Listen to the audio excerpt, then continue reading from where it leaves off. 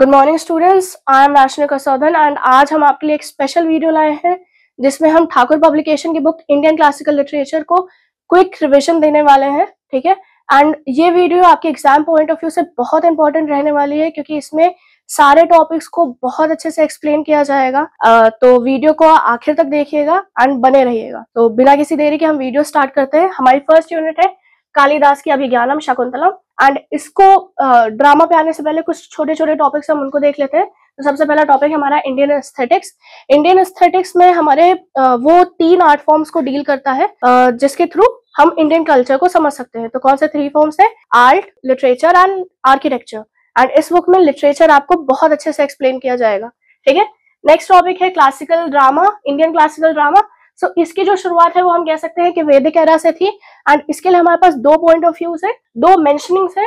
First है कि हमें वेद में इसका मेंशनिंग बहुत अच्छे से मिल जा रहा है। जो हाइम्स है और वैदिक सेरेमनीज है वो सब डायलॉग के फॉर्मेशन में रही है, ड्रामा के फॉर्मेशन में रही है। ठीक है, महाभारत में भी इसकी मेंशनिंग हमें मिल जाती है जहाँ पे ड्रामा परफॉर्मेंस को नट कह के बुलाया गया है। ठीक है, आगे चलते हैं। नेक्स्ट टॉपिक हमारा आ जाता है एलिमेंट्स, संस्कृत ड्रामा। तो Sanskrit drama it's one of the most famous Indian classical drama. ठीक है, एंड इसके एलिमेंट्स की अगर हम बात करते हैं तो फर्स्ट एलिमेंट है पर्पस, कि ड्रामा किस लिए लिखा जा रहा है, क्यों लिखा जा रहा है। इसके जो पर्पस हो जाएंगे वो आपके हो जाएंगे offering teachings, wealth, justice and spiritual liberty. Next element हो जाता है रस, जिसको हम इंग्लिश में एस्थेटिक सेंटिमेंट्स कहते हैं। रस का मतलब हो जाता है कि वो फीलिंग्स जो ऑडियंस फील करती है ड्रामा को देख के, कॉम्प्लेक्स इमोशंस जो ऑडियंस फील करेगी ड्रामा को देख के, वो इमोशंस हो जाते हैं रस। नेक्स्ट आता है हमारा डिफरेंट टाइप्स। अब इसकी इंडियन ड्रामा की सबसे ओल्डेस्ट बुक है नट शास्त्र, जिसे भरत मुनि ने लिखा था एंड उन्होंने कहा कि ड्रामा को 10 टाइप्स में डिवाइड किया जा सकता है एंड उसके 2 मेन टाइप्स उन्होंने बोले। पहला बोला उन्होंने रूपक एंड दूसरा बोला उन्होंने उपरूपक।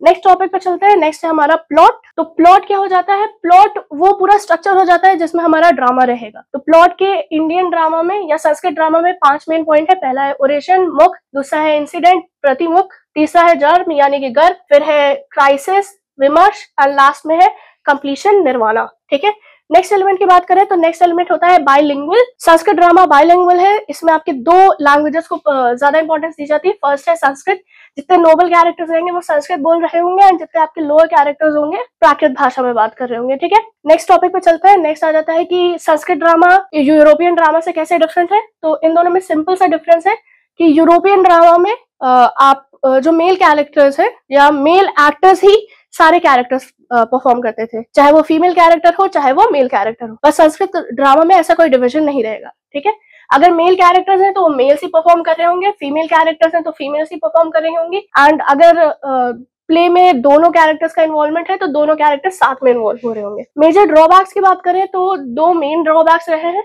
पहला रहेगा कि लिंग्विस्टिक बैरियर, भाई संस्कृत आती होगी तभी तो संस्कृत का ड्रामा देख पाओगे, संस्कृत नहीं आती तो नहीं देख पाओगे। ठीक है, नेक्स्ट आ जाता है कि ड्रामा के रूल्स, इतने स्ट्रिक्ट रूल्स थे कि लोग ड्रामा परफॉर्म ही नहीं कर पाते। तो इवेंचुअली जो है संस्कृत ड्रामा खत्म होने लगा, बट अभी भी कुछ प्ले राइट्स हैं जो संस्कृत ड्रामा को चलाते हैं। उनका नाम हो जाएगा मनमोहन आचार्य एंड प्रफुल्ल कुमार मिश्रा। इनकी वजह से इंडिया में अभी भी संस्कृत ड्रामा बचा हुआ है। ठीक है, अब चलते हैं क्लासिकल संस्कृत प्ले राइटर्स पे। तो इसमें आपके पास 4 नाम आ जाएंगे, भाषा, सुधाकर, भावभूति एंड कालिदास। कालिदास का तो पूरा चैप्टर ही है। भाषा की बात करते हैं तो भाषा के बारे में कहा जाता है कि ये उज्जैन में 3rd से 4th सेंचुरी में रहते थे। इनके बारे में 1909 में हमें पता चला था सबसे पहली बार। एंड इनके वर्क्स की बात करें तो स्वप्न वासव दत्ता इनकी एक बुक है या ड्रामा है। इसके बाद इनकी दूसरा ड्रामा रहा है Urubhang, the breaking of the thighs and Karnabhar, Karna's task.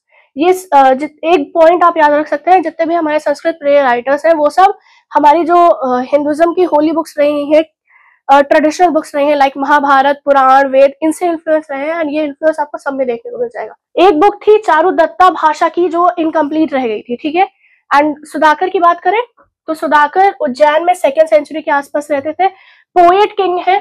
ठीक है, इनकी ड्रामा की बात करें तो मृच्छकटिका इनका ड्रामा है। ठीक है, एंड ये एक एक्सटेंडेड वर्जन है चारुदत्ता का जिसे भाषा ने लिखा था। बाकी की बात करें तो पद्म प्रभृतिका ये इनकी एक बुक रही है, विनय वासव दत्ता दूसरी बुक रही है। ठीक है, भावभूति की बात करें तो भावभूति ये एक 18th सेंचुरी में रहते थे, कोर्ट में पोएट थे एंड इनकी मेजर राइटिंग जो है वो हो जाएगी महावीर चरित एंड उत्तम चरित। रामायण पे बेस है, इन्होंने रामायण लॉर्ड राम के बारे में काफी सारी चीजें लिखी थी। अब हम स्टार्ट करते हैं हमारा मेन ड्रामा, ठीक है। कालिदास के बारे में पहले बात करते हैं। तो कालिदास के बारे में एज सच हमें हिस्टोरिकल डेटा नहीं मिला है, हमारे पास कोई हिस्टोरिकल डेटा इनके पास नहीं है, हमारे पास इनका सिर्फ टेक्सचुअल डेटा है, जो इन्होंने लिखा है वही हमारे पास है एंड उसी के हिसाब से हम इनके बारे में जानते हैं। तो सबका अलग अलग चीज कहना है, हिस्टोरिकल डेटा है नहीं। तो 3 हमारे पास थ्योरीज है। पहला कि एक कोर्ट पोएट थे अग्निमित्रम संगा डायनेस्टी से, ठीक है। दूसरी थ्योरी है कि किंग विक्रमादित्य उज्जैन के राजा विक्रमादित्य के यहाँ कोर्ट पोएट थे। एंड लास्ट है कि चंद्रगुप्त सेकंड के ये कोर्ट पोएट थे।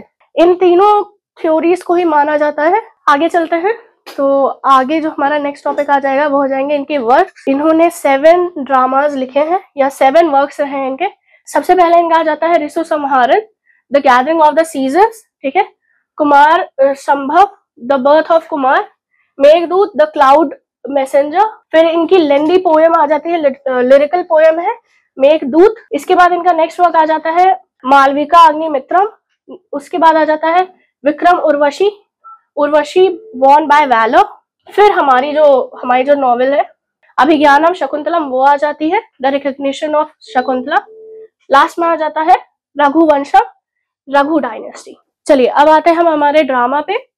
अभिज्ञानम शकुंतलम, इससे अभिज्ञान शकुंतला भी कहा जाता है और इंग्लिश में इसका ट्रांसलेशन है द रिकग्निशन ऑफ शकुंतला। सो इसमें जो हमारे मेन कैरेक्टर्स है वो हो जाएंगे हमारे, सबसे पहला शकुंतला, ये हमारी स्टोरी की प्रोटैगनिस्ट है, फीमेल प्रोटैगनिस्ट है, हीरोइन है स्टोरी की। एक चीज ध्यान रखिएगा कि एक लव स्टोरी है एंड इसमें कोई ट्रेजेडी नहीं है। एंड एक पॉइंट आप की पॉइंट याद रख सकते हैं आंसर के लिए कि संस्कृत ड्रामा में बहुत हद तक ट्रेजेडी नहीं है, सिर्फ भाषा की राइटिंग में ट्रेजेडी है और किसी की राइटिंग में ट्रेजेडी है ही नहीं, ठीक है। तो कैरेक्टर्स पे आ जाते हैं वापस। तो शकुंतला ये हमारी फीमेल प्रोटैगनिस्ट है, अप्सरा मेनका और ऋषि विश्वामित्र की बेटी है, ठीक है। जिन्होंने महाभारत पढ़ी होगी या देखी होगी उनको आइडिया होगा। नेक्स्ट हमारा कैरेक्टर है दुष्यंत, ये हमारे मेल प्रोटैगनिस्ट है, हीरो है, किंग है हस्तिनापुर के। नेक्स्ट आ जाते हैं सरदामन, ठीक है, ये शकुंतला और किंग दुष्यंत के बेटे हैं एंड ये लास्ट एक्ट में आने से पहले है नहीं। नेक्स्ट आ जाते हैं ऋषि कन्नव, ये जो है ये अडॉप्टिव फादर रहे, फॉस्टर फादर रहे हैं शकुंतला के, ऋषि हैं ये एंड इनका खुद का एक हर्मिटेज था। नेक्स्ट कैरेक्टर पे चलते हैं दुर्वासा, ये भी एक ऋषि है, दुर्वासा ऋषि ने ही कर्स किया था। नेक्स्ट आ जाता है मारिक, ये इंद्र के पिता है, ऋषि है एंड स्टोरी के क्लाइमैक्स में, ड्रामा के क्लाइमैक्स में ये शकुंतला और दुष्यंत को पूरा समझाते हैं। माइनर कैरेक्टर्स जल्दी जल्दी से लूंगी। मालती जो है ये इंद्र के चैरिटियर है, रथ चलाने वाले हैं। अनुषा एंड प्रियमवदा ये दोनों बेस्ट फ्रेंड्स है शकुंतला की। विदूषक ये बेस्ट फ्रेंड है किंग दुष्यंत के। व्याख्यानसा ये वहां पे एक आप कह सकते हैं एक ऋषि है, ठीक है। नेक्स्ट आ जाते हैं सनुमाती, ये जो है ये भी एक अप्सरा है, मेनका के साथ रही हैं। मेनका अप्सरा है और शकुंतला की मदर है। नेक्स्ट चलते हैं करभाग, ये एक रॉयल मैसेंजर है। गौतमी ये भी एक ऋषि है या फीमेल ऋषि है ये। नेक्स्ट कैरेक्टर, ये सारे बहुत माइनर कैरेक्टर्स हैं। ड्रामा की समरी पे चलते हैं। तो ड्रामा की जो शुरुआत है वो हुई है कि किंग दुष्यंत जो है वो आए हुए हैं जंगल में हंट करने के लिए एंड वो एक डेयर को हंट करने वाले हैं। उसी टाइम पे जो है एक ऋषि आके उन्हें वैखांसा आके उन्हें रोकते हैं एंड वो उनको कहते हैं कि आप ये एक हर्मिटेज एरिया है, एक ऋषि का एरिया है एंड यहाँ पे आप हंटिंग नहीं कर सकते। और किंग उनकी बात मान जाते हैं, ठीक है।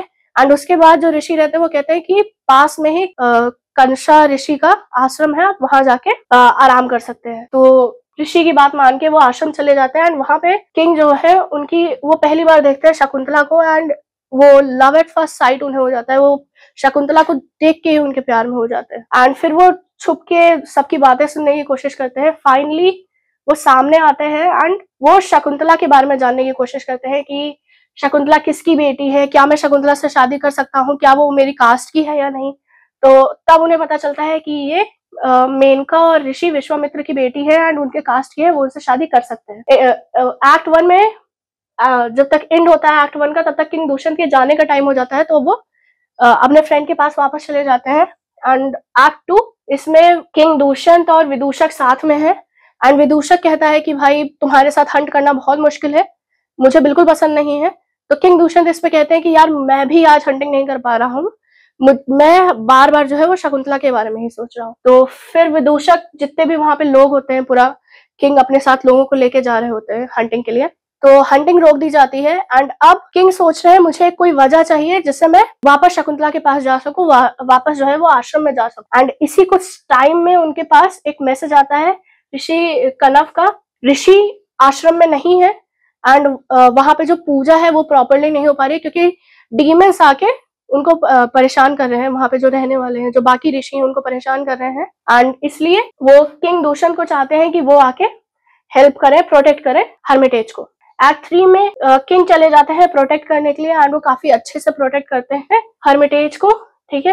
एंड इसी में एक्ट 3 में हमें पता चलता है एक कन्वर्सेशन चल रही होती है शकुंतला, प्रियंवदा एंड अनुसुईया के बीच में, जिसमें शकुंतला कहती है कि हाँ मैं किंग को पसंद करती हूँ एंड मैं उन्हें प्रपोज करना चाहती हूँ। तो डिसाइड होता है कि वो एक पोएम लिखेंगे, लव पोएम लिखेंगे किंग के लिए। तो वो लोटस लीफ पे लव पोएम लिखती हैं। जब वो रीड अलाउड कर रहे होते हैं उस पोएम को, उसी टाइम पे किंग सामने आ जाते हैं and he hears the whole poem. And फिर डिसाइड होता है कि ये दोनों गंधर्व विवाह करेंगे। वो ट्राई करते हैं उनको बताने के लिए कि हमारा शादी करना कुछ गलत नहीं है। एक्ट 4 में किंग दुष्यंत एंड शकुंतला का गंधर्व विवाह हुआ है पूरा इस एक्ट में। एंड इसके बाद जो है किंग के पास एक मैसेंजर आता है, वो कहता है कि आपको बुलाया जा रहा है वापस कोर्ट में। तो किंग चले जाते हैं। जाने से पहले वो शकुंतला को एक रिंग देके जाते हैं एंड उनसे वो कहते हैं कि आप ऋषि कनव से, अपने फादर से बात कर लीजिए, उन्हें बता दीजिए कि हमारा गंधर्व विवाह हो गया है।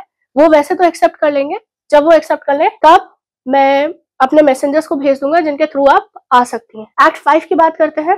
एक्ट 5 में ऋषि कनव जो है, एक्ट 5 की बात करते हैं। एक्ट 5 में ऋषि कनव वापस आ चुके हैं। उन्हें मैरिज के बारे में पता चल चुका है। उन्हें ये भी पता चल चुका है कि शकुंतला प्रेग्नेंट है एंड वो एक्सेप्ट करते हैं एंड वो शकुंतला को कहते हैं कि टाइम बहुत ज्यादा हो चुका है, तुम्हें अपने हस्बैंड के पास वापस जाना चाहिए। एक्ट 5 में चलते हैं। एक्ट 5 में किंग दुष्यंत पूरी तरीके से भूल चुके हैं कि शकुंतला कौन है एंड वो अपने कोर्ट में बैठ के गाना सुन रहे हैं। बट जो गाना वो सुन रहे हैं वो उन्हें एक अलग सी फीलिंग दे रहा है, like he is missing someone, but वो क्लियर नहीं है कि वो किसे मिस कर रहा है। एंड इसी टाइम पे एक मैसेंजर आता है जो बताता है कि ऋषि कनव ने एक मैसेंजर भेजा है, साथ में एक वुमेन भेजी है। तो ये बात सुन के वो थोड़ा सा अनईजी हो जाते हैं। वो अपने कोर्ट में जाते हैं एंड वहां उन्हें पता चलता है कि शकुंतला आई हुई है गौतमी के साथ एंड वो क्लेम कर रही है कि मैं आपकी वाइफ हूँ, ये बच्चा आपका है एंड हमारी शादी हो चुकी है। बट किंग को ये सब कुछ याद नहीं है, सो वो थोड़ा सा कंफ्यूज है कि क्या करूं।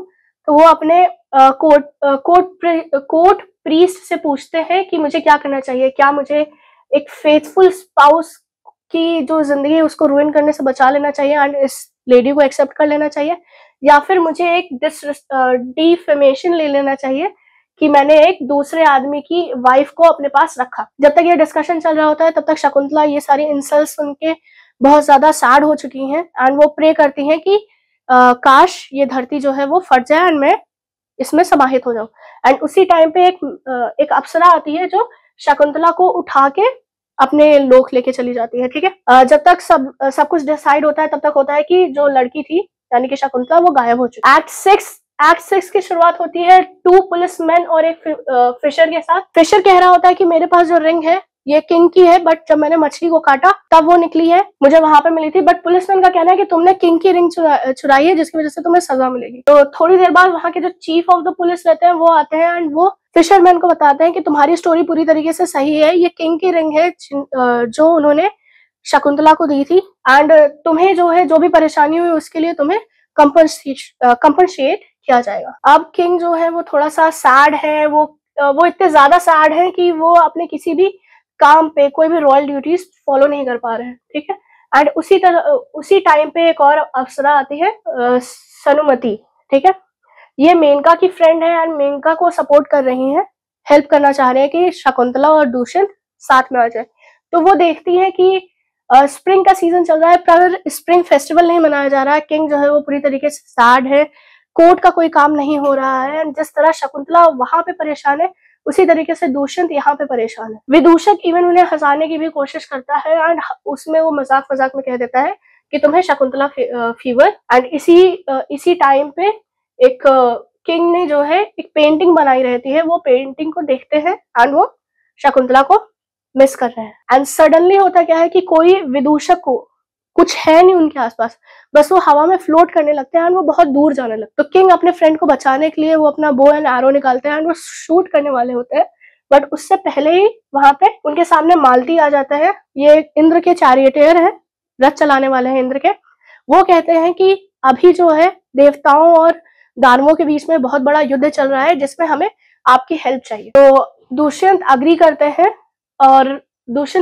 हैं कि ठीक है मैं हेल्प करूंगा, बिकॉज ही इज थ्रेटेंड कि अगर वो हेल्प नहीं करते हैं तो उनके फ्रेंड विदूषक को जो है मार दिया जाएगा। अब जिस युद्ध में वो जाते हैं वो 6 इयर्स तक चलता है। 6 इयर्स बाद वो वापस आ रहे होते हैं उस युद्ध से, तब वो व्यू देखते हैं या वो बस पास कर रहे होते हैं गोल्डन पीक को। ये माउंटेन है डेमी गॉड्स का, जहाँ पे सेलेस्टियल जो है हेरिटेज है, ठीक है, हर्मिटेज है, सेलेस्टियल हर्मिटेज है बहुत सारे। एंड यहीं पे मारिक ऋषि का भी हर्मिटेज है, उनका भी एक आश्रम है जहाँ पे शकुंतला और उनका बेटा जो है वो रहते हैं। तो जब वो वहां पहुंचते हैं मारिक ऋषि के पास कि चलो ठीक है मैं इनका आशीर्वाद ले लेता हूँ, तब वो वहां पे एक लड़के को देखते हैं, 7-8 साल का बच्चा है जिसका नाम है सर्वदामन, ठीक है। वो उस बच्चे को देख के फील करते हैं कि ये लड़का बिल्कुल मेरी तरह ही है। तो वो वहां पे लोगों से, जो आसपास लोग हैं उनसे इंक्वायरी करते हैं, पता चलता है ये किंग का बेटा है, पुरु डायनेस्टी का है। एंड इसकी जो माँ है वो एक अप्सरा और एक ऋषि की बेटी है। तो इतना डिस्क्रिप्शन सुन के उनको रियलाइज हो जाता है कि ये उन्हीं का बेटा है, शकुंतला और उनका बेटा है। एंड उसी टाइम पे शकुंतला वापस आ जाती हैं। अनफॉर्चुनेटली कर्स की वजह से फर्स्ट जब वो देखती हैं किंग दुष्यंत को तो वो पहचान नहीं पाती कि ये किंग ही है। बाद में मारिक ऋषि वहां पे आते हैं एंड वो बताते हैं कि ये तुम्हारा ही हस्बैंड है, ये है किंग दुष्यंत, एंड तुम दोनों को श्राप मिला हुआ था जिसकी वजह से तुम एक दूसरे को पहचान नहीं पा रहे थे। सब लोग ऋषि मारिक का आशीर्वाद लेते हैं, वहां से निकलने के लिए, अपने राज्य वापस जाने के लिए तैयार होते हैं। ये हो गया आपके ड्रामा का क्विक रिविजन, ठीक है। अब हम ड्रामा के थीम्स को डिस्कस कर लेते हैं। सो फर्स्ट थीम हो जाएगी लव एंड रोमांस। ये तो मैंने कहा ही कि लव स्टोरी है, तो ऑब्वियसली किंग दुष्यंत और शकुंतला के बीच का जो रोमांस सीन है वो सब रहेगा। कर्स नेक्स्ट थीम है हमारा। ऋषि दुर्वासा ने जो कर्स दिया था, हॉट टेम्पर थे वो, उन्होंने जो कर्स दिया था उसकी वजह से पूरा प्लॉट ट्विस्ट हुआ है, पूरी जो स्टोरी है वो उसी की वजह से चेंज हुई है। लास्ट थीम है रिलीजियस एल्यूशन। रिलीजियस थीम पे बेस था, मैंने कहा ये जो है पूरा महाभारत और रामायण पे ही बेस है। महाभारत से पहले की स्टोरी है ये, तो इसमें जितने भी कैरेक्टर्स है वो सब महाभारत या रामायण से कनेक्टेड रहे कहीं ना कहीं। नेक्स्ट आ जाता है हमारा थीम सेपरेशन और यूनिफिकेशन। भाई पहले वो दोनों मिले, दोनों को प्यार हुआ, फिर वो दोनों अलग हो गए, काफी टाइम उन्होंने अलग अलग बिताया एंड फिर साथ हो गए। तो सेपरेशन एंड यूनिफिकेशन आपको पूरे ड्रामा में देखने को मिल गया है। सो स्टूडेंट्स, ये हमारी फर्स्ट यूनिट खत्म होती है, ठीक है। नेक्स्ट यूनिट पे चलता है। ओके स्टूडेंट्स, एक बात जो मैं आपको बताना भूल गई, जो अभी मैंने यूनिट आपको पढ़ाई एंड आगे जो भी मैं यूनिट आपको पढ़ाने वाली हूँ, उन सबका सेपरेट डिटेल्ड वीडियो हमारे चैनल पे पड़ा हुआ है, लिंक्स डिस्क्रिप्शन बॉक्स में रहेंगी। अगर आप चैप्टर ऑल डिटेल में समझना है, यूनिट्स डिटेल में समझनी है, उन वीडियोस पे चले जाइएगा। अभी हम रिविजन स्टार्ट करते हैं यूनिट 2, जिसमें हमारा फर्स्ट टॉपिक है महाभारत।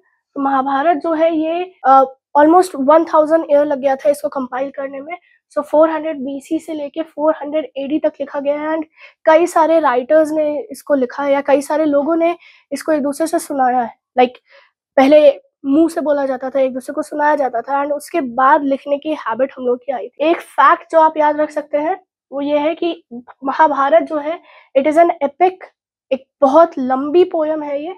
एंड ये इतनी लंबी है कि वेस्टर्न साइड में जो ग्रेट एपिक्स हैं, द इलियाड एंड द ओडिसीज, इन दोनों को कंबाइंड करने के बाद भी महाभारत जो है वो 8 टाइम्स ज्यादा है। इससे आप अंदाजा लगा लीजिए कि महाभारत कितनी बड़ी और कितनी लंबी स्टोरी। आगे चलते हैं। आगे इसकी स्टोरी की बात करें तो इसकी स्टोरी जो है वो हमारा जो अभी कालिदास का अभिज्ञानम शकुंतलम खत्म हुआ है, उसी डायनेस्टी के बारे में, किंग भरत के बारे में है। शकुंतला और दुष्यंत के जो बेटे थे उनको किंग भरत भी कहा गया है, ठीक है। एंड उन्हीं की डायनेस्टी के आगे के जो किंग्स रहे उनके बारे में है। महाभारत की शुरुआत जो है किंग दुष्यंत से हुई है, जहाँ पे वो गॉडेस गंगा माता से मिलते हैं and he had a son Devdatta with her. कुछ टाइम बाद कुछ रीजंस की वजह से गंगा माता उनको छोड़ के चली जाती हैं एंड इवेंचुअली किंग दूषण जो है वो सत्यवती से शादी करते हैं एंड उसके बाद इनके 2 बेटे होते हैं, चित्रांगद एंड विचित्रवीर। राज्य के थ्रोन को लेके थोड़ा सा आर्गुमेंट रहता है कि कौन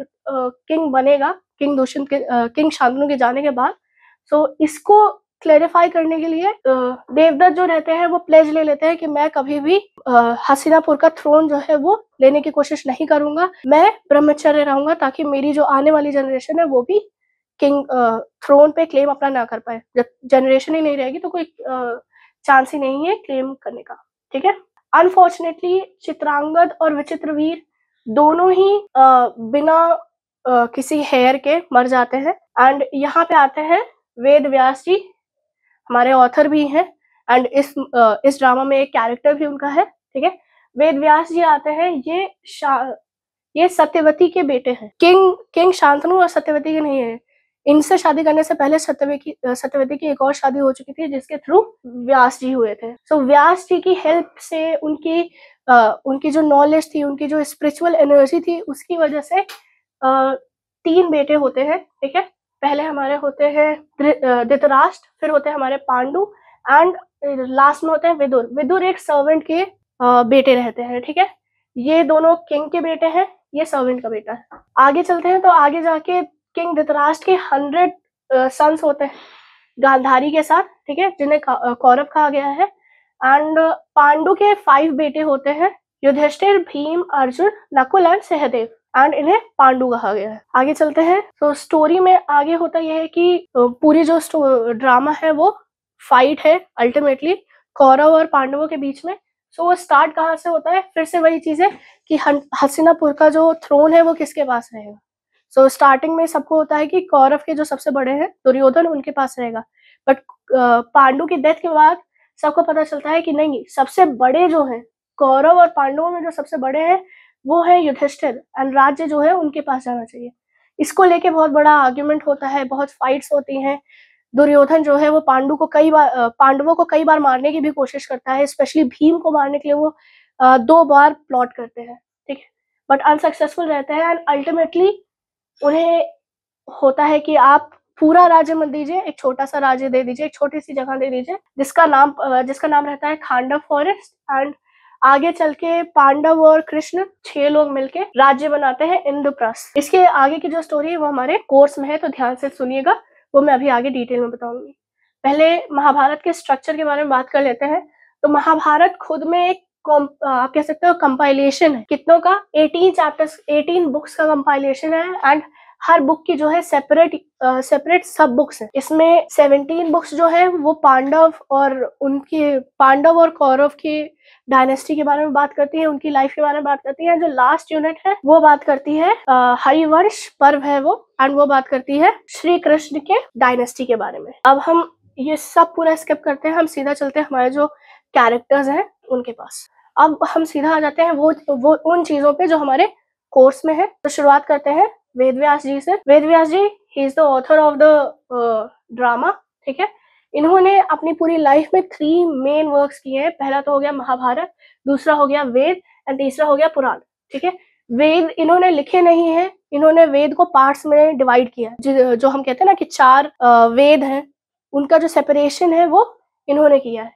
इनका पूरा नाम जो है वो है ऋषि कृष्ण देव पायन व्यास, एंड इन्हीं के बर्थ पे जो है हम लोग गुरु पूर्णिमा या व्यास पूर्णिमा भी मनाते हैं। एक खास बात जो इनके बारे में है वो यह है कि माना जाता है कि इनके पास 4 कुमारों, नारद मुनि एंड लॉर्ड ब्रह्मा, इन सब की नॉलेज जो है, जितनी नॉलेज इन सब के पास है उतनी इक्विवेलेंट नॉलेज जो है वो व्यास जी के पास। रोल इन महाभारत मैंने पहले ही बता दिया कि इनका कैरेक्टर रहा है एंड ये सत्यवती के बेटे रहे हैं एंड इनकी वजह से ही धृतराष्ट्र और पांडु का जन्म हुआ है। अब हम बात करते हैं हमारे कैरेक्टर्स के बारे में। सबसे पहले कैरेक्टर है हमारा युधिष्ठिर का। पांडवों में सबसे ज्येष्ठ है, ये एल्डेस्ट है, धर्मराज एंड कुंती माता के पुत्र है। अर्जुन की बात करते हैं तो ये 3rd नंबर पे आते हैं पांडवों में, काफी अच्छे आर्चर है ये। नेक्स्ट हम बात करते हैं कर्ण की, तो ये कुंती माता के ही बेटे हैं, बट शादी के होने से पहले पैदा हुए थे ये, एंड ये सूर्य पुत्र है। तो इनके जो फादर रहे हैं वो एक चैरियटर रहे हैं। नेक्स्ट आते हैं हमारे भीम। पांडवों में सेकंड एल्डेस्ट है ये। अपनी स्ट्रेंथ के लिए जाने जाते हैं। पवन देव और कुंती माता के बेटे हैं। नेक्स्ट आता है द्रौपदी। द्रौपदी पांडवों की वाइफ है। One of the main reason रहती है कि महाभारत हो रही है। She is one of the main reason, only reason नहीं है, one of the main reason है। नेक्स्ट टॉपिक है हमारा नेक्स्ट कैरेक्टर है हमारा धृतराष्ट्र का। तो ये ब्लाइंड है, कौरवों के पिता है एंड हस्तिनापुर के किंग है। नेक्स्ट कैरेक्टर हमारा जाता है दुर्योधन का। एल्डेस्ट ऑफ द कौरवास है ये।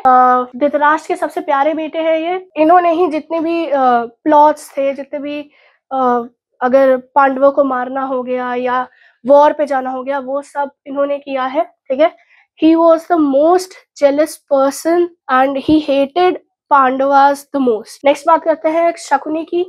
तो ये कौरवों के मामा है, गांधारी के बड़े भाई हैं एंड इन्होंने हर जगह दुर्योधन की हेल्प की है पांडवों को हटाने के लिए। नेक्स्ट कैरेक्टर है हमारा कृष्ण, लॉर्ड कृष्ण। इनके बारे में ज्यादा बताने की तो जरूरत है नहीं, खुद में भगवान है। पूरी महाभारत जो है वो इन्होंने संभाली है। भगवत गीता का उपदेश इन्होंने दिया था। वैदिक लिटरेचर में काफी ज्यादा ये रहे हैं। नेक्स्ट बात करते हैं द्रोणा।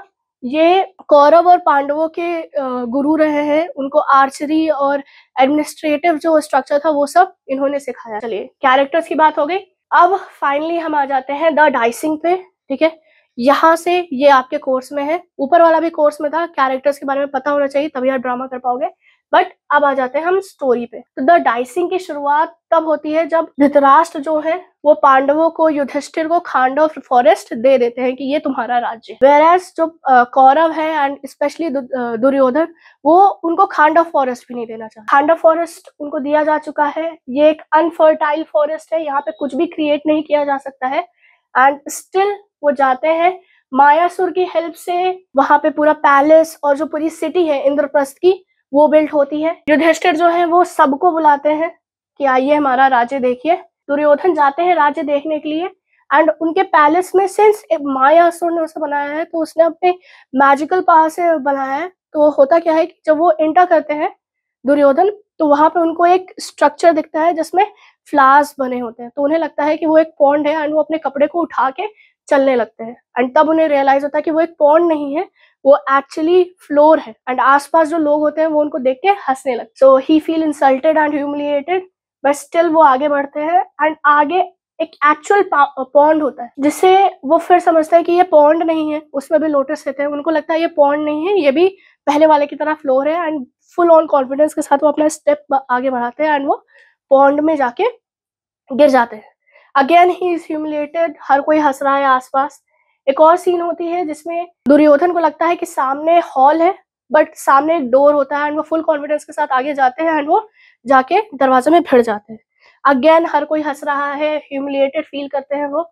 जब वो हस्तिनापुर वापस आते हैं तो ही डिसाइड्स कि मुझे जो भी युधिष्ठिर के पास है वो सब चाहिए किसी भी हाल में, चाहे वो युद्ध करके हो, चाहे वो बल से हो, चाहे वो छल से हो। तो वो शकुनी को ये बात बताते हैं। मामा शकुनी जो रहते हैं उनका कहना रहता है कि बेटा वॉर से तो तुम युधिष्ठिर से नहीं जीत सकते, तो छल से जीतना पड़ेगा।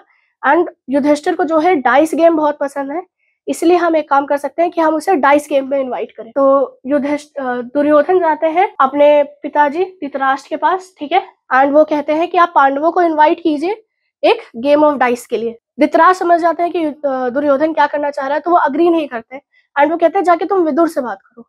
बट द सीन इज कि विदुर जो है वो नोबल है एंड वो हमेशा राइट पाथ को चुनता है।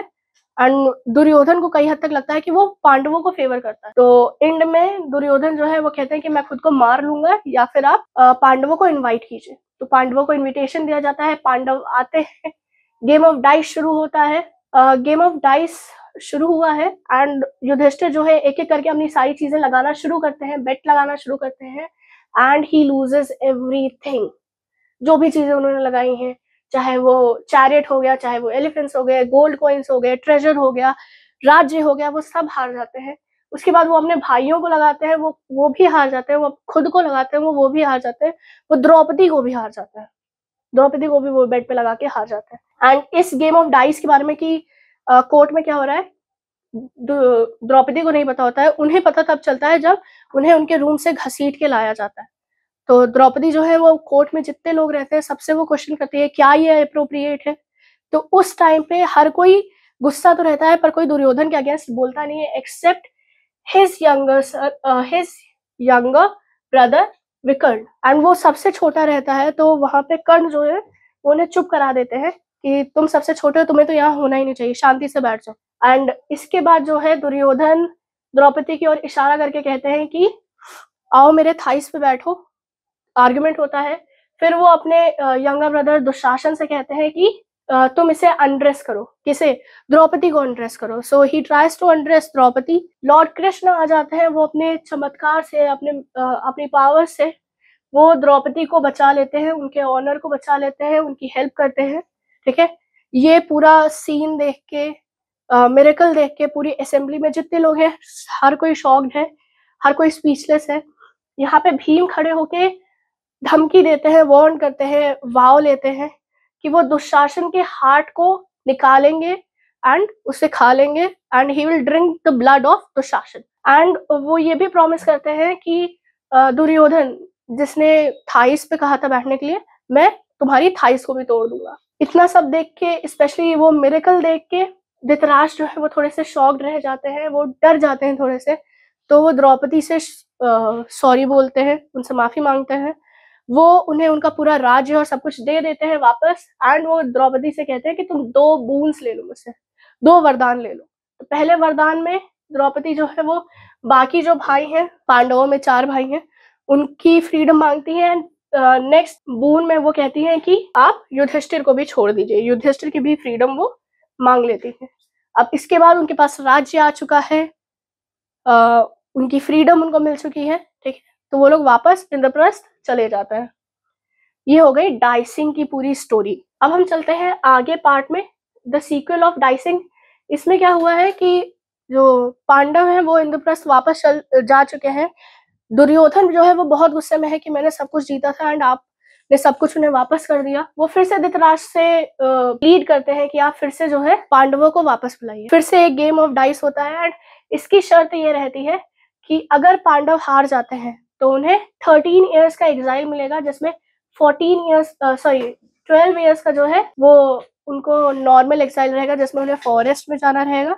एंड 1 ईयर का एग्जाइल जो है वो उनका डिस्गाइज में रहेगा। आगे चलते हैं तो ये एक्सेप्ट करते हैं। हारने के बाद जो है युधिष्ठिर ये सब एक्सेप्ट करते हैं कि चलो ठीक है, मैं 12 ईयर के फॉरेस्ट एग्जाइल में रहूंगा एंड 1 ईयर का मैं डिस्गाइज एग्जाइल लूंगा। एग्जाइल के लिए पांडव, उनकी वाइफ द्रौपदी एंड उनके कुछ ब्राह्मण, जो ओबीडियंट ब्राह्मण और सर्वेंट्स रहते हैं, वो उनके साथ जाते हैं। एंड यहाँ पे युधिष्ठिर जो है वो क्वेश्चन कर रहे होते हैं कि ये जो मैंने इतनी सारी सफरिंग की है, इतने सारे हार्डशिप में झेल रहा हूँ, इसका कुछ असर है या नहीं, या इज इट वर्थ इट। तो उस टाइम पे कृष्ण से ये सारे क्वेश्चंस कर रहे थे, तो कृष्ण उन्हें समझाते हैं कि नहीं, ये जो आपकी हार्डशिप्स हैं ये आपके बहुत काम आएंगी, ये आपको और स्ट्रांग बनाएंगे एंड अल्टीमेटली पूरे वर्ल्ड का जो फ्यूचर है वो आप पे डिपेंड करेगा। ये हो गया सीक्वल ऑफ डाइसिंग। तो अब हम आ जाते हैं आपके महाभारत जो टॉपिक है उसके लास्ट सेक्शन पे, जो कि है द बुक ऑफ असेंबली या सभा पर्व। सभा पर्व जो है वो महाभारत की 2nd बुक है। ठीक है, 2nd पर्व है एंड इसके 10 सब पार्ट्स है। ठीक है, ये थोड़ा सा जो है, जो अभी हम लोगों ने डाइसिंग के बारे में पढ़ा ना, समृद्धि, उससे पहले की थोड़ी सी स्टोरी है। ठीक है, सो फर्स्ट पर्व की बात करते हैं। फर्स्ट जो पर्व है वो है सभा क्रिया।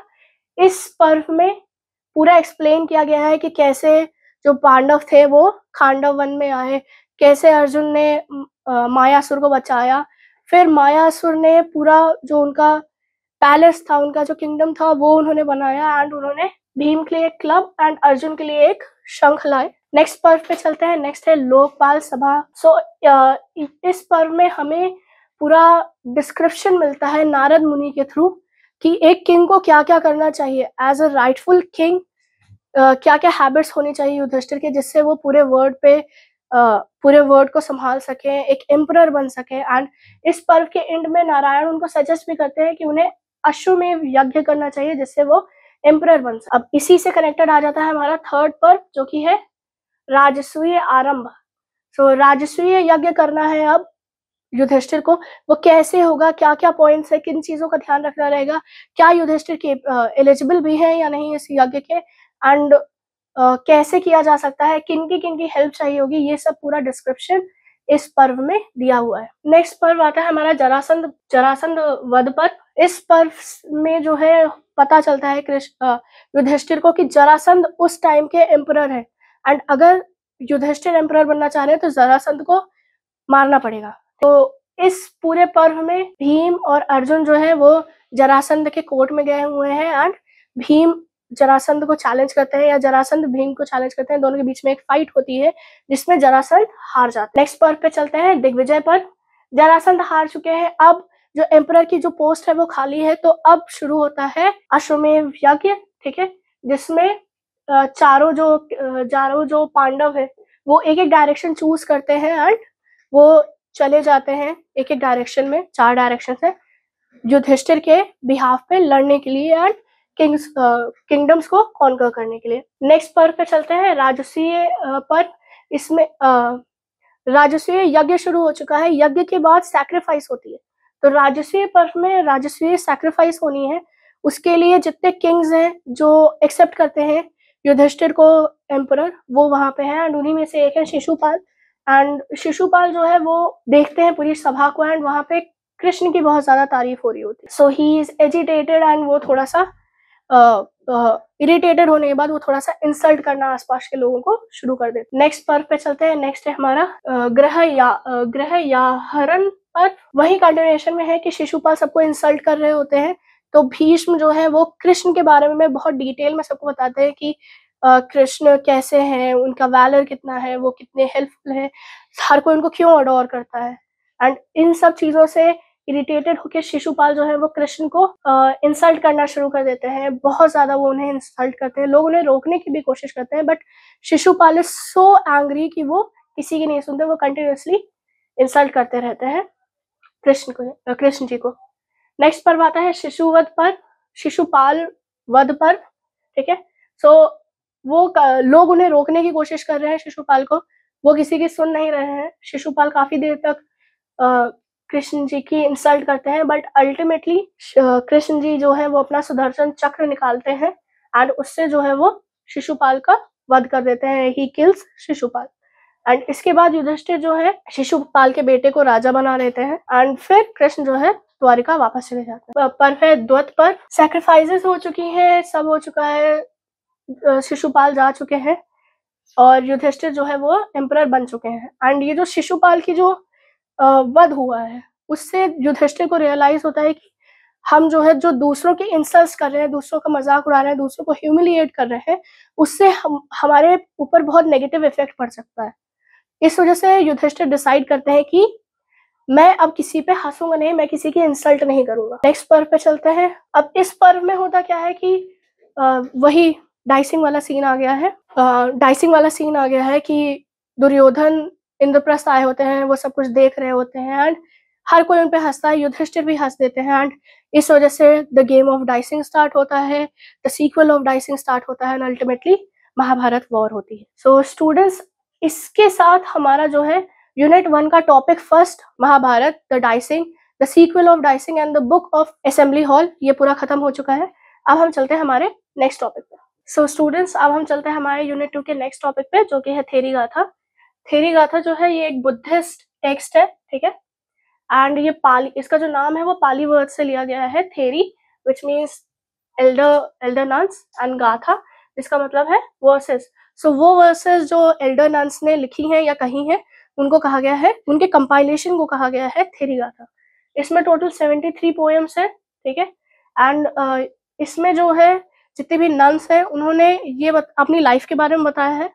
उन्होंने ये बताया कैसे वो बुद्धिज्म को ज्वाइन किया, बुद्धिज्म के बारे में उन्हें पता चला, कैसे वो बुद्धा की जो टीचिंग्स थे उनसे इन्फ्लुएंस हुई, एंड कैसे वो एट द एंड अरिहंत पाई है, ठीक है।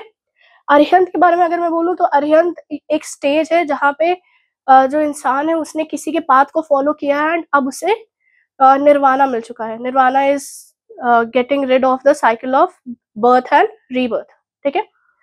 इस साइकिल से मुक्त हो गए हैं वो, इसलिए वो अब अरिहंत बन चुके हैं। तो अब हम चलते हैं सीधा हमारे जो टेक्स्ट है उस पे। टेक्स्ट के बारे में थोड़ी सी एक और चीज, मैंने पहले बोला कि ये 73 पोएम्स है, इसमें 16 चैप्टर्स है। हर चैप्टर को इंडिविजुअल चैप्टर्स को जो है वो निपथ बोला गया है। तो फर्स्ट निपथ, सेकेंड निपथ, थर्ड निपथ ऐसे करते करते 16 निपथ है। अब हम सीधा चलते हैं हमारे फर्स्ट निपथ जिसका नाम है एकाका निपथ। इसमें जो है सिंगल वर्सेस है, सिंगल लाइन वर्सेस है एंड 18 डिफरेंट नन्स ने इसमें लिखा है, जिनमें से फर्स्ट जो नन है उनके बारे में हमें कुछ नहीं पता है, बाकी के जो नाम है वो यहाँ पे गिवन है। फर्स्ट है मुत्था, देन है आपकी पुन्ना, तिशा, फिर एक और तिशा है, तो 2 तिशा हो गई यहाँ पे, दो नन्स है जिनका नाम है तिशा। फिर है धीरा, फिर से 2 नन्स आ गए हैं जिनका नाम है धीरा। फिर है मित्ता, फिर आती है भद्रा, उपासमा, फिर से एक दूसरी मुत्ता आ जाती है। फिर है धम्मादीना, फिर है विशाखा, सुमन भी 2 है, ध्यान रखिएगा, उत्तरा, एंड लास्ट में आ जाती है धम्मा एंड संग। फिर से वही चीज है कि इन्होंने अपनी लाइफ के बारे में इसमें बताया है एंड कैसे इन्होंने अरिहंत पाया है। सेकेंड जो चैप्टर है उसका नाम है दूका निपता। इसमें 10 पोएम्स है एंड हर पोएम में जो है 2 वर्सेस ईच है। ठीक है, किन किन लोगों ने लिखा है? अभिरूपा नंदा ने लिखा है, जयंता ने लिखा है, ये सुमंगला की मदर है, अधाकाशी, सीता, मेतिका, एक और मिथ्या है, एक मिथ्या फर्स्ट चैप्टर में थी एंड दूसरी मिथ्या यहाँ पे है। ये जो सेकंड मिथ्या है ये अभया की मदर है, अभया एंड समा, इन लोगों ने मिलकर लिखा है। एंड फिर से वही चीज है, इन्होंने अपनी लाइफ के बारे में लिखा है, कैसे इनको बुद्धिज्म मिला एंड ये कैसे अरिहंत बनी है। नेक्स्ट चैप्टर पे चलते हैं। तो नेक्स्ट चैप्टर है टीका निपता। इसमें आपको 8 नन्स हैं जिन्होंने इसमें वर्सेस लिखी हैं एंड हर पोएम जो है वो 3 वर्सेस में, 8 नन्स ने पोएम्स लिखी हैं एंड हर पोएम में 3 वर्सेस है। नन्स के नाम देख लेते हैं, सोमा, दनिका, दंतिका, उबरी, तूका, शेला, सोमा, 2 सोमा हो गई, ध्यान रखिएगा। फिर उत्तमा एंड अनदर उत्तमा, फिर से 2 उत्तमा हो गई हैं, ध्यान रखिएगा। नेक्स्ट चैप्टर पे चलते हैं। वही पैटर्न हर जगह है कि उन्होंने पहले अपनी लाइफ के बारे में बताया है एंड फिर उन्होंने बताया है कि अरिहंत उनको कैसे मिला एंड अरिहंत बनने के बाद उनका अगर कोई उन्होंने लेक्चर या सरमन दिया है उसके बारे में भी उन्होंने लिखा है। चैप्टर 4 की बात करें तो चौका निपटा। इसमें सिर्फ एक ही पोयम है, ठीक है, जिसे अरिहंत भद्दा कपिलानी जी ने लिखा है। ये पीपली की वाइफ रही है एंड पीपली खुद एक अरिहंत बने हैं और अरिहंत बनने के बाद उनको महाकश्यप कहा गया है। एक बात इसमें आप नोट कर सकते हैं, यह है कि महाप्रजापति गौतमी, इससे पहले जो है महाप्रजापति गौतमी जो है ये फर्स्ट फीमेल अरिहंत है, फर्स्ट फीमेल अरिहंत है ये। इनके अरिहंत बनने के बाद ही जो है बाकी लोग बाकी फीमेल्स अरिहंत बनना शुरू किए। इससे पहले कोई फीमेल अरिहंत नहीं थी, सारे जितने भी अरिहंत थे वो सब मेल्स थे। नेक्स्ट चैप्टर पे चलते हैं। नेक्स्ट चैप्टर है हमारा पंचका निपता। इसमें टोटल 12 पोएम्स है, हर पोएम में 5 वर्सेस हैं। 10 नन्स ने लिखी है, नाम देख लीजिए, विमला, शीहा, सुंदरी नंदा, नंदुतारा, मीता काली, शकुला, सोना, भद्दा, कुलदकेशी, पटकारा एंड आप इसे कन्ना भी बोल सकते हैं या पेंडना भी बोल सकते हैं। इनका हिंदी में जो मतलब है वो कुछ इस तरीके से स्पेलिंग जो है, ठीक है, तो जो प्रोनाउंसिएशन आपको सही लगे वो आप बोल सकते हैं। नेक्स्ट चैप्टर पे चलते हैं। नेक्स्ट चैप्टर है छक्का निपटा। इसमें जो है टोटल 8 पोएम्स है, 6 वर्सेस है, ठीक है। 500 नन्स ने जो है वो अरिहंत पटकारा को पढ़ा है, उनको सीखा है, उनसे टीचिंग्स ली है एंड उसके बाद उन्होंने एक कंपाइलेशन बनाया है, वो है हमारा 6th चैप्टर, ठीक है। एंड उनके नाम देख लेते हैं, कुछ के नाम गिवन है वो देख लेते हैं। वसेथी, खेमा, सुजाता, अनुपमा, गुप्ता एंड विजया। ये इन लोगों के अलावा इसमें महाप्रजापति गौतमी का भी है, बट उन्होंने इनको फॉलो नहीं किया है, वो पहले से ही अरिहंत थी। नेक्स्ट चैप्टर पे चलते हैं। नेक्स्ट चैप्टर है चैप्टर 7 सतका निपटा। इसमें टोटल जो पोएम्स है वो है 3। वर्सेस की बात करें तो 7 वर्सेस ईच है। 3 ओल्डर नन्स ने लिखा है। नन्स के नाम देख लीजिए, उत्तरा, काला एंड उपकाला। काला एंड उपकाला आर सिस्टर्स, ध्यान रखिएगा। एंड इसमें जो है उन्होंने मारा के बारे में भी बात की है। मारा ये आप ईविल का मैनिफेस्टेशन है या ईविल का एक तरीके से ईविल का आप कह सकते हैं कि एक पर्सोनिफिकेशन है। ईविल को एक इंसान या एक एंटिटी टाइप में मान लिया गया है। आगे बढ़ते हैं चैप्टर 8 सतका निपटा। इसमें जो है सिर्फ एक ही पोएम है एंड 8 वर्सेस की ये पोएम है, ठीक है। एंड इसे जो है शिशुपा काला ने लिखा है। ये भी काला और उपकाला की सिस्टर है। नेक्स्ट पे चलते हैं, चैप्टर 9 नवका निपता। इसमें भी सिर्फ एक ही पोयम है, 9 वर्सेस है एंड एक ही ओल्डर नन ने लिखी है, जिसका हमें एग्जैक्टली तो नाम नहीं पता, पर कहा जा रहा है कि वो वधास मदर है। नेक्स्ट चैप्टर पे चलते हैं। नेक्स्ट चैप्टर है एकादश का निपता। इसमें भी अगेन एक ही पोयम है, ठीक है। वर्सेस इसमें नहीं दिया है कि कितने हैं, एंड इसमें सिर्फ एक ही नन के बारे में बात हुई है, जिनका नाम है किशा गौतमी। इसमें इन्होंने अपना पूरा लाइफ के बारे में बताया है, कैसे उन्हें बुद्धा के सरमन में वो गई एंड उन्हें अरिहंत की प्राप्ति कैसे हुई। नेक्स्ट चैप्टर पे चलते हैं, द्वादश का निपता। इसमें भी एक सिंगल पोयम है, 12 वर्सेस है एंड इसे भी सिर्फ एक ही एल्डर नन ने लिखी है, जिसका नाम है उपकाला वाना। आगे चलते हैं। नेक्स्ट चैप्टर है हमारा चैप्टर 16 शका निपता। इसमें 16 वर्सेस है, एक सिंगल पोयम है एंड इसे जो है अरिहंत पुनिका ने लिखा है। नेक्स्ट पे चलते हैं। नेक्स्ट है हमारा चैप्टर विसाती निपता, ठीक है। इसमें टोटल 5 पोयम्स है, वर्सेस 28 वर्सेस है ईच। या आप कह सकते हो कि 19 से 28 के बीच में डिफरेंट नंबर्स है। हर पोयम का एक अलग स्पेसिफिक नंबर है। किन किन लोगों ने लिखी है? अम्बा पालिका, रोशनी, कापा, सुंदरी एंड सुभा। ये नन्स ने या अरिहंत्स ने जो है इसमें अपना सर्मन रिकॉर्ड किया है, ठीक है। नेक्स्ट चैप्टर पे चलते हैं। नेक्स्ट है तिमसा निपता। इसमें सिर्फ एक ही पोयम है एंड वर्सेस 30 है इसमें, और इसे जो है सुभा ने लिखा है। इन्हें जो है, इन्होंने जब अपना मतलब बुद्धिज्म ज्वाइन किया, इन्होंने आगे चीजें करनी शुरू किया एंड एट द एंड इन्हें जो है अनागामी का भी स्टेटस बीच में मिला है। नेक्स्ट चैप्टर पे चलते हैं। नेक्स्ट है कातालिसा निपता, ठीक है। इसमें भी एक ही पोयम है, वर्सेस 40 है। अगर आपको याद करना हो तो आप चैप्टर के नाम के हिसाब से याद कर सकते। अगर पहला है तो उसमें कम पोयम्स है, ज्यादा वर्सेस है। वर्सेस जो है वो चैप्टर के नाम के हिसाब से। किसने लिखा है ये मेंशन नहीं है इसमें, ओके मेंशन है। ईसा दासी ने लिखा है, ये एक एल्डर नन रही है। लास्ट चैप्टर है हमारा द ग्रेट चैप्टर महानिपता।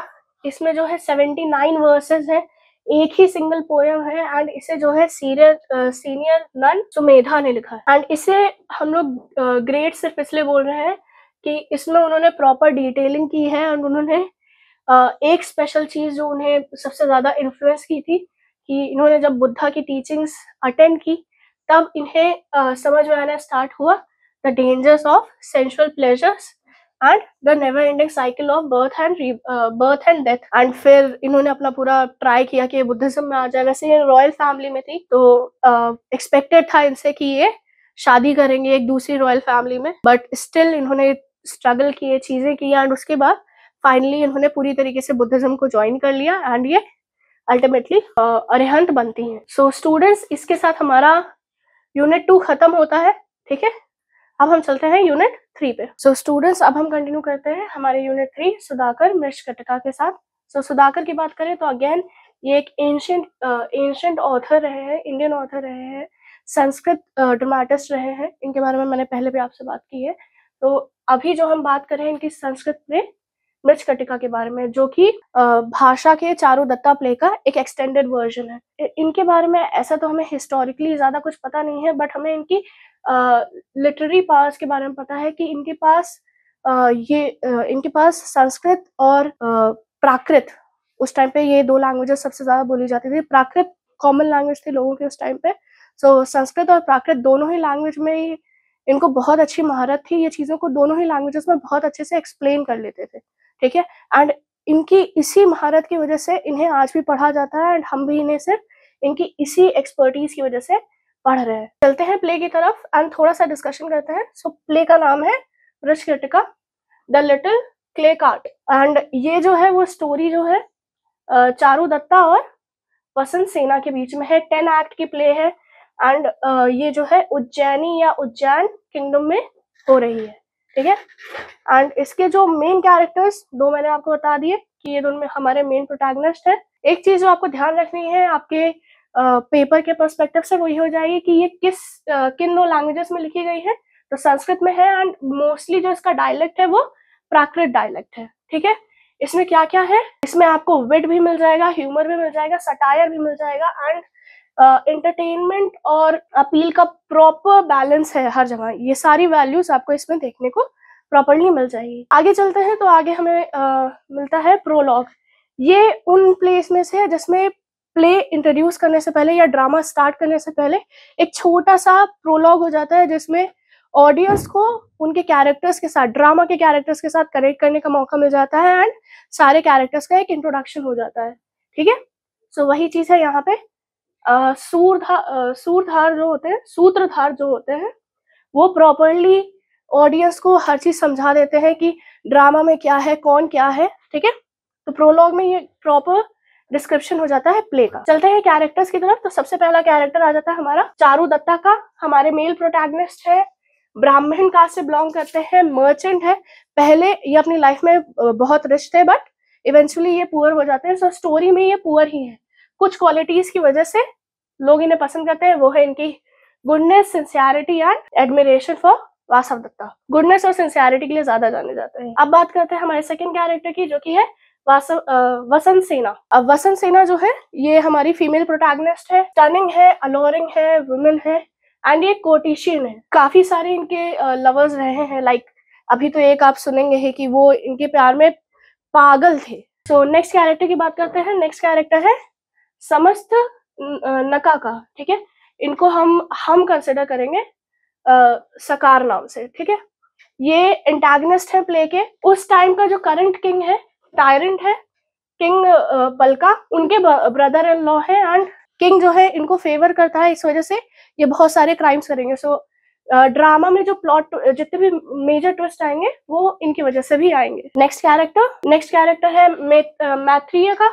ये चारू दत्ता के बेस्ट फ्रेंड है। ये भी ब्राह्मण है एंड ये चारू दत्ता की बहुत हेल्प करते हैं, बहुत लॉयल रहते हैं, जैसे एक बेस्ट फ्रेंड को होना चाहिए, ये वैसे है। नेक्स्ट कैरेक्टर है रोहा सेना का। ये टॉडलर है, सन है चारू दत्ता का।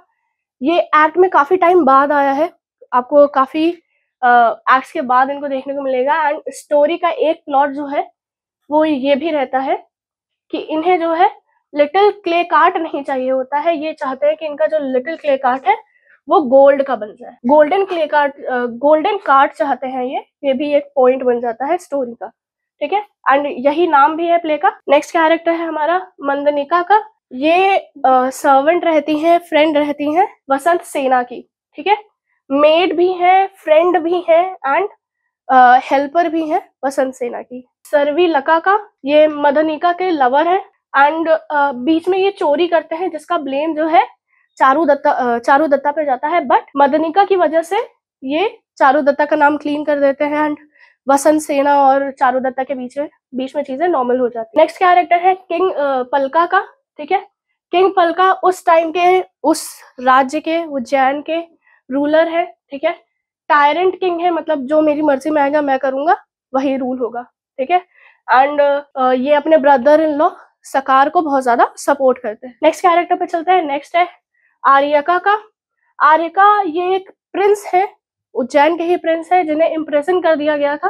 एंड ये प्लॉट में तब आते हैं जब प्लॉट की एंडिंग आ जाती है एंड ये किंग पलका को मार के राजा बन जाते हैं एंड चारू दत्ता को फ्री करते हैं। लास्ट कैरेक्टर है दूता। चारू दत्ता की वाइफ है, काफी लॉयल रही है एंड ये चारू दत्ता की खुशी के लिए अपनी मैरिज को भी सैक्रिफाइस करने के लिए रेडी हो जाती है, इवन मरने तक के लिए रेडी हो जाती है। कुछ माइनर कैरेक्टर्स है। वर्धमाकना, ठीक है, चारू दत्ता का सर्वेंट है। सतवारका, ये सकार का सर्वेंट है, इसको आप सकार कर लीजिए यहाँ। राधनिका, ये फिर से चारू दत्ता की सर्वेंट है। वीता एक कोटिशियन है वसंत सेना की मदर है। करण पारका है एंड कुंभिनका है, ये वसंत सेना के सर्वेंट्स हैं। चेता है, ये कोटिशियन है एंड सर्विस करता है सकार को। मथुरा है, ये गैम्बलिंग मास्टर है, गैम्बलर है। दारूदुका है, ये भी एक गैम्बलर है, फ्रेंड है शर्विलिका के।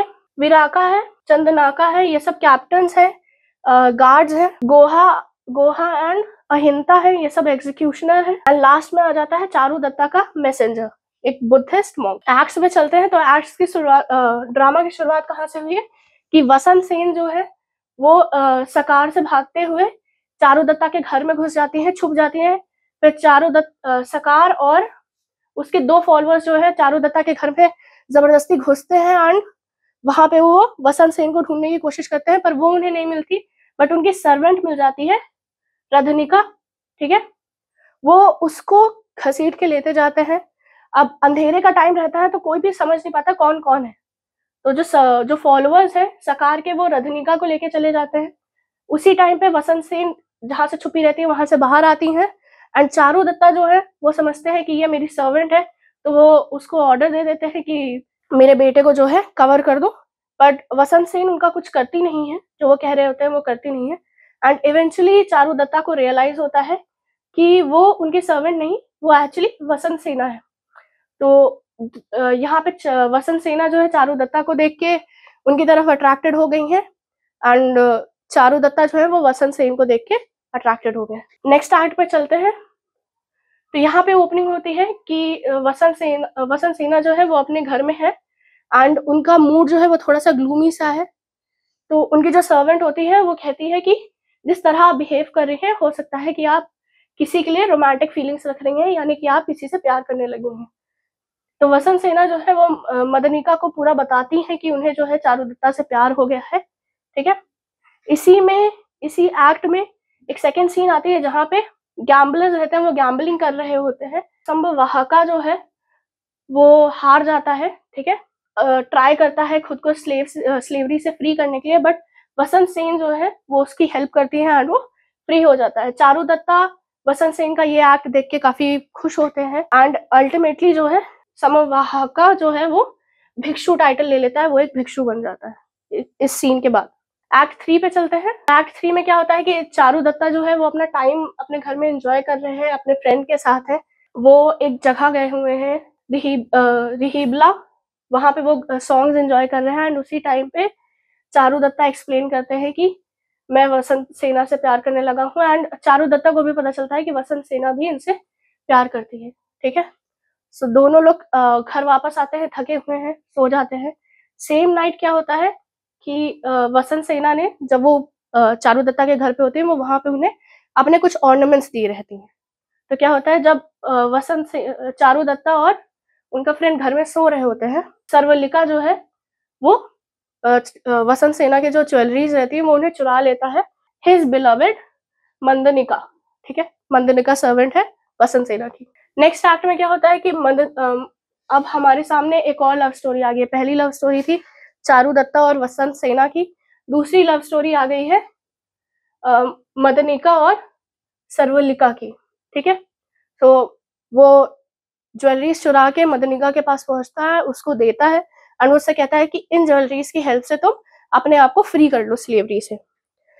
अब जब वो ज्वेलरीज देखती है मदनिका, तब उसे रियलाइज हो जाता है कि ये वसंत सेना की है।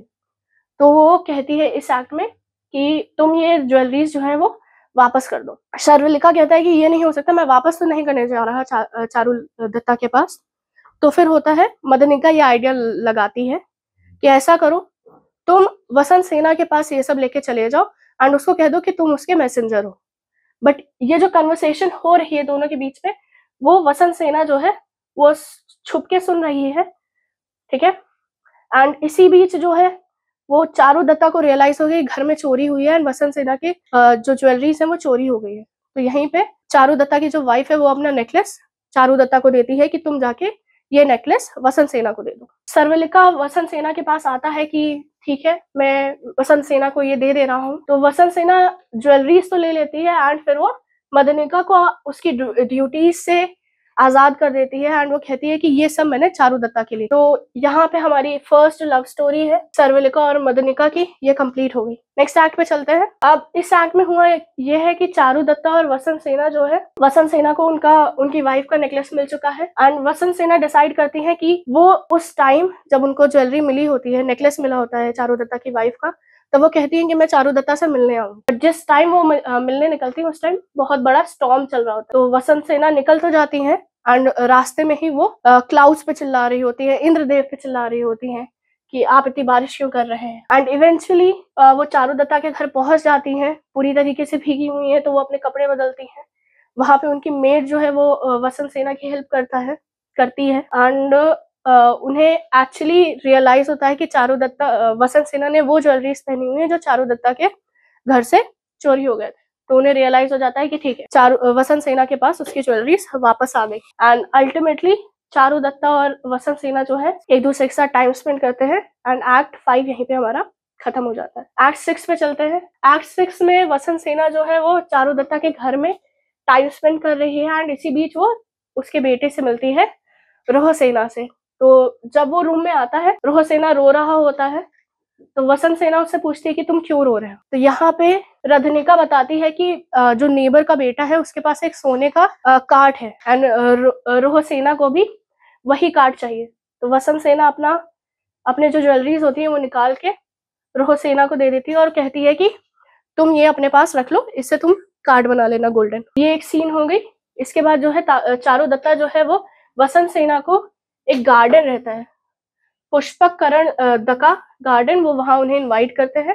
ठीक है, तो डिसाइड होता है कि चारुदत्ता का कैरियज जो है वो वर्ध नाम का ये ड्राइव करके ले जाएंगे एंड सकार का जो है कैरियज, उसी टाइम सकार भी डिसाइड करता है कि मैं जाऊंगा वसंत सेना के पास उसको एक बार वू करने के लिए। ठीक है, तो वो भी जो है सतवारका को भेजते हैं कि जाओ वसंत सेना को ले आओ। थोड़ी सी कंफ्यूजन हुई है अभी, ठीक है, वो भी मैं आगे क्लियर करती हूँ। 2 कार्ड्स है, एक चीज याद रखिएगा कि 2 कार्ड्स है। ठीक है, एक चारुदत्ता का है, 2 कार्ड्स है यहाँ पे, एक चारुदत्ता का है एंड दूसरा जो है सकार का है। अब स्टोरी में आगे चलते हैं। तो अरियका, मैंने बताया था कि ये एक इम्प्रिजन्ड प्रिंस है, ये समहाउ जेल से भाग निकलते हैं।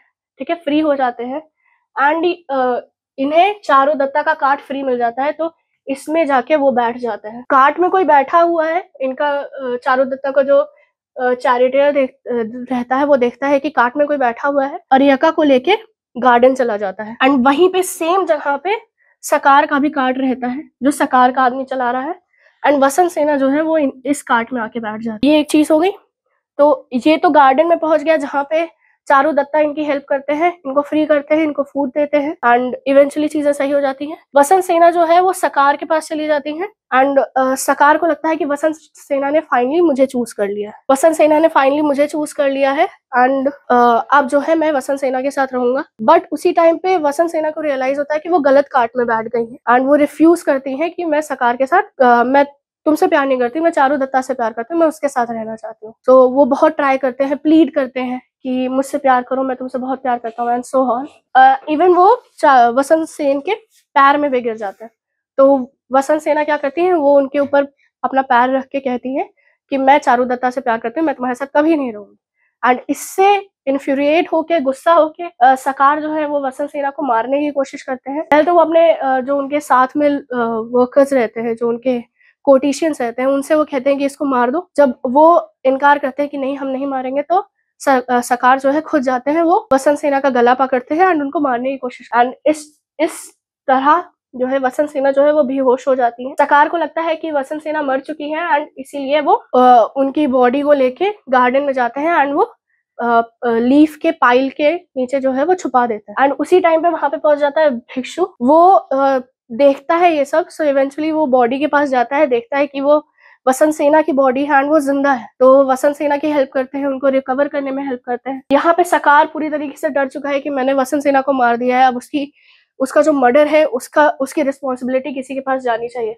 तो पहले तो वो कहते हैं चेता से कि तुम रिस्पॉन्सिबिलिटी ले लो, मैं तुम्हें जितने भी मटेरियल बेनिफिट्स होते हैं वो सब मैं तुम्हें और तुम्हारी फैमिली को दूंगा। बट जब चेता नहीं मानता तो सकार डिसाइड करते हैं कि मैं कोर्ट के सामने कह दूंगा कि चारुदत्ता ने मारा है वसंत सेना को।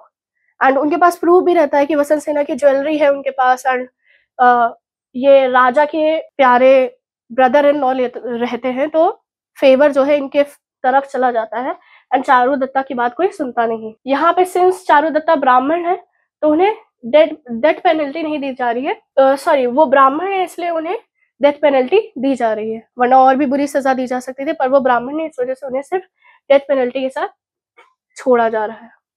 एंड पे आ जाते हैं। सो एंड में जो है एक्सिक्यूशनर्स जो है वो चारुदत्ता को लेके जा रहे हैं जहाँ पे एक्सिक्यूशन करना है एंड रास्ते में कोई भी किंगडम का इंसान मिल रहा है तो उसे बता भी रहे हैं कि चारुदत्ता ने क्या किया है एंड किस वजह से उनको एग्जीक्यूट किया जा रहा है।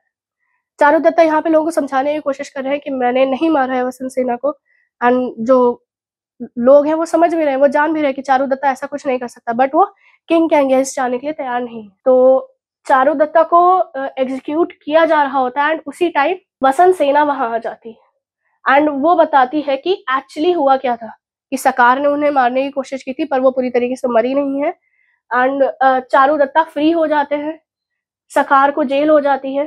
सेम टाइम पे अर्याका जो है वो किंग पलका को मार देते हैं एंड अब ये किंग बन गए हैं, ये प्रिंस से किंग बन गए हैं। तो जब ये किंग बन जाते हैं तो चारुदत्ता को उनकी पूरी जो प्रॉपर्टी रहती है एंड जो भी उनकी वेल्थ रहती है वो उन्हें वापस मिल जाती है एंड उन्हें कोर्ट का एक ऑफिशियल भी बना दिया जाता है। सो ये है आपका पूरा ड्रामा एंड काफी अच्छा है, इंटरेस्टिंग है, ट्विस्ट और टर्न से भरा हुआ है।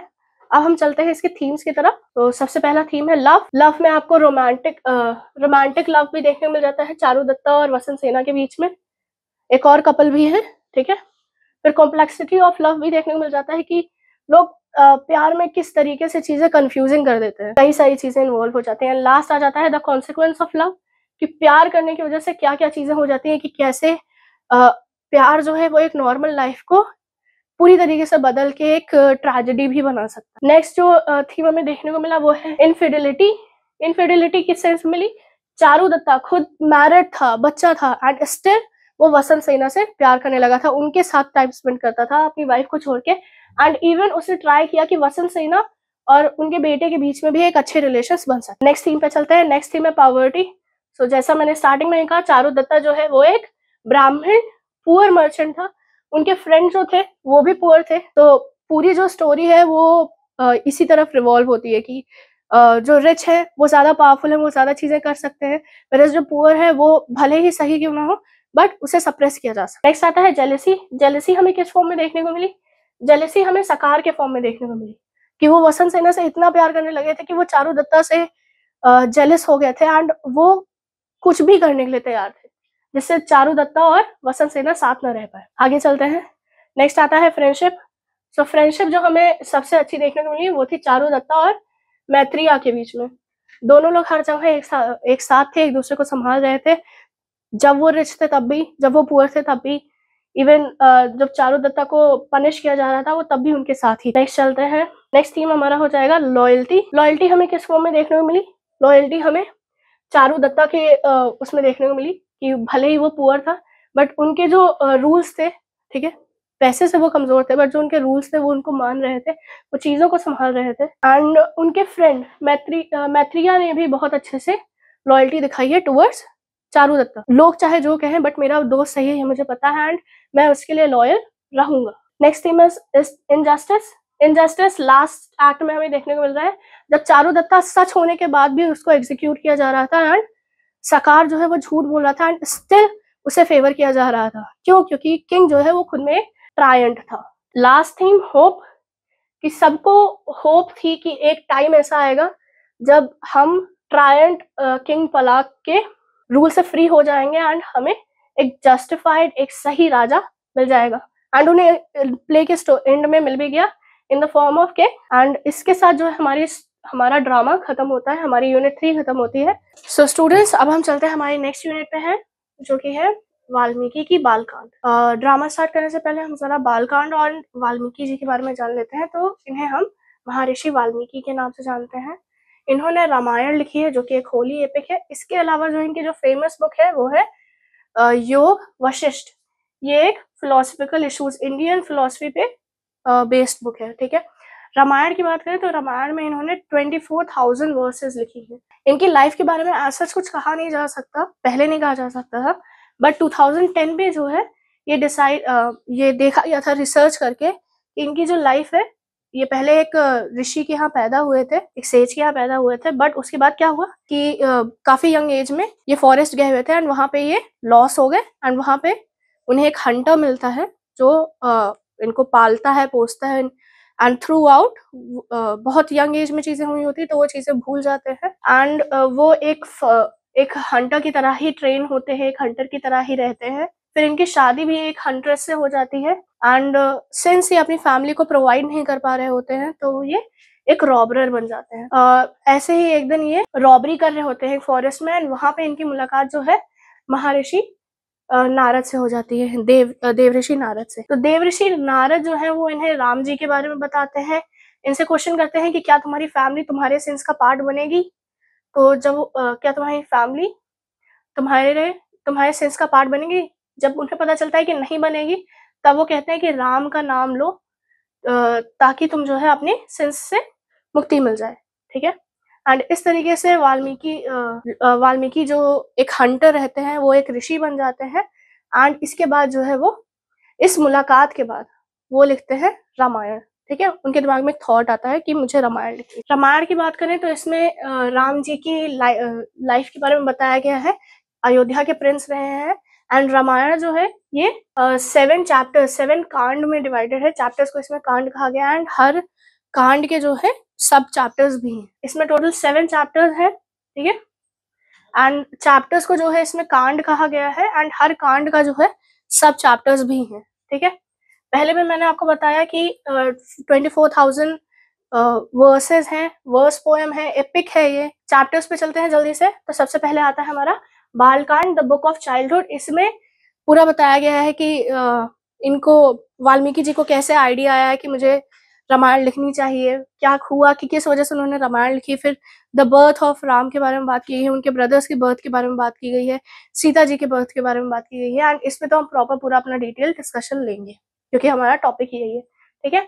नेक्स्ट है अयोध्या कांड, बुक ऑफ अयोध्या। इस चैप्टर में जो है राम जो है वो राम जी के सीता माता से शादी हो जाती है। एंड राम जी किंग बनने वाले थे पर उससे पहले ही उन्हें एग्जाइल मिल जाता है। एंड फिर राम जी, सीता माता एंड उनके ब्रदर लक्ष्मण जो है वो अयोध्या छोड़ के चले जाते हैं। नेक्स्ट कांड है हमारा आर्यन कांड यानी कि बुक ऑफ फॉरेस्ट। तो इसमें जो है राम जी, सीता माता और लक्ष्मण जी जो है वो ये तीनों लोग जो है वो अपना फॉरेस्ट में जो लाइफ है उनकी एग्जाइल जो है वो अपना जीते हैं। एंड इसी बीच वो कई सारे डीमंस को भी मारते हैं। चलिए नेक्स्ट किष्किंधा कांड। एंड हाँ, एक चीज और, इसी कांड में जो है वो 3rd बुक में सीता जी का हरण भी होता है, ठीक है।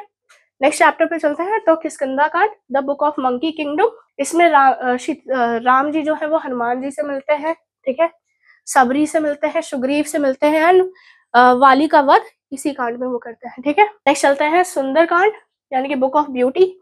इसमें जो है अशोक वाटिका में सीता माता है, ठीक है। उनका किडनैप हो चुका है। हनुमान जी आते हैं, वो देखते हैं, वो फेस टू फेस उन्हें राम जी के बारे में बताते हैं, सब कुछ होता है। एंड फाइनली जो है हनुमान जी जो है वो रावण के पास जाते हैं। एंड इसी कांड में जो है लंका को वो आग लगाते हैं या बर्न करते हैं। नेक्स्ट कांड की बात करते हैं। नेक्स्ट कांड है युद्ध कांड, द बुक ऑफ वॉर।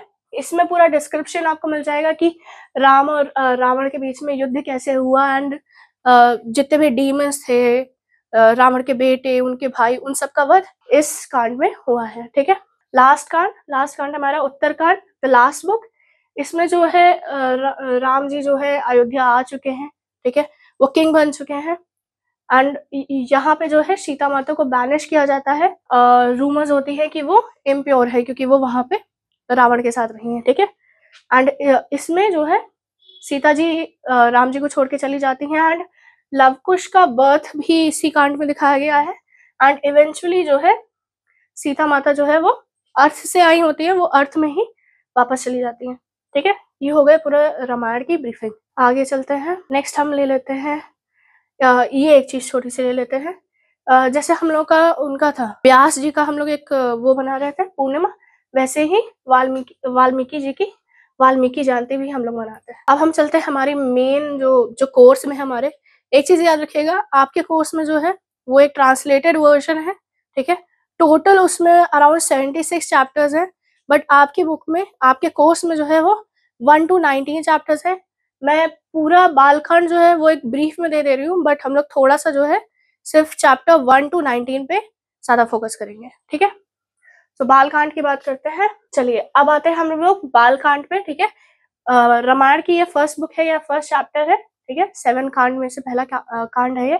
तो इसकी शुरुआत के जो कुछ चैप्टर्स हैं जो आपके कोर्स में है, उसमें नारद मुनि वाल्मीकि जी से मिलते हैं, उनको पूरा राम की पूरी स्टोरी बता रहे हैं राम जी की, ठीक है।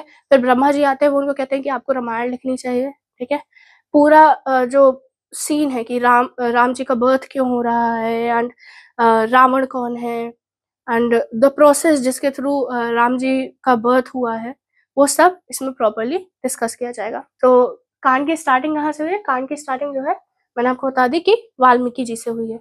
अब मेन जो रामायण की स्टोरी है वो कहाँ से स्टार्ट है? वो अयोध्या से स्टार्ट है। ओके, अयोध्या के राजा है किंग दशरथ, उनकी 3 वाइफ है, कौशल्या, केकई एंड सुमित्रा। अब प्रॉब्लम ये हो रही थी कि ये बहुत ही वर्चुअस किंग है, बहुत बड़ा किंगडम है इनका। इश्यू क्या आ रहा था कि ये अभी तक इनको कोई हेयर नहीं था, इनके पास कोई वारिस नहीं था, एंड उसके लिए ये यज्ञ करते हैं, पुत्र कामेष्टि यज्ञ। एंड इस यज्ञ की हेल्प से जो है इन्हें 4 पुत्रों की प्राप्ति होती है। राम जी होते हैं कौशल्या जी के, भरत होते हैं केकई के, लक्ष्मण और शत्रुघ्न होते हैं सुमित्रा के। एंड ये चारों जो है, इन चारों के अंदर जो है विष्णु भगवान के कुछ अंश हैं, ठीक है।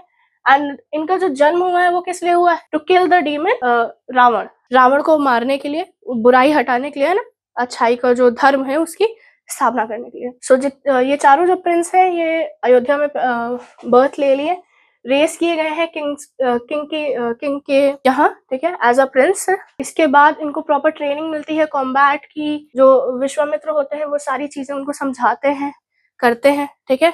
वो प्रॉपर उनकी ग्रोथ होती है, प्रॉपर उनका डेवलपमेंट होता है।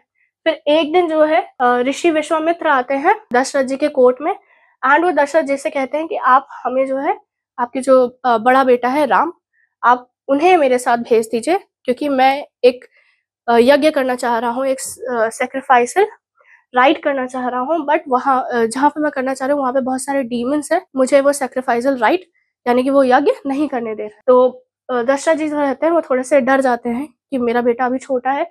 उस टाइम पे राम जी की उम्र 16 ईयर्स है, ठीक है। बट स्टिल विश्वामित्र को गुस्सा नहीं दिलाना चाह रहे, ऋषि की बात नहीं काटना चाह रहे, इसलिए वो राम और लक्ष्मण को साथ में जाने देते हैं। एंड वहां पे ऋषि विश्वामित्र जो है दोनों को प्रॉपर एजुकेशन देते हैं सुपरनैचुरल वेपन्स की, एंड प्रॉपर गाइडेंस देते हैं कि कैसे वो डीमंस को हरा सकते हैं। तो ये एक चीज हो गई, वो जा रहे हैं वहां पे, उन्होंने डीमंस को मारा है। एंड सेकेंड हाफ में जो है वो ये होता है कि सीता जी का बर्थ होता है। कहाँ पे? मिथिला में।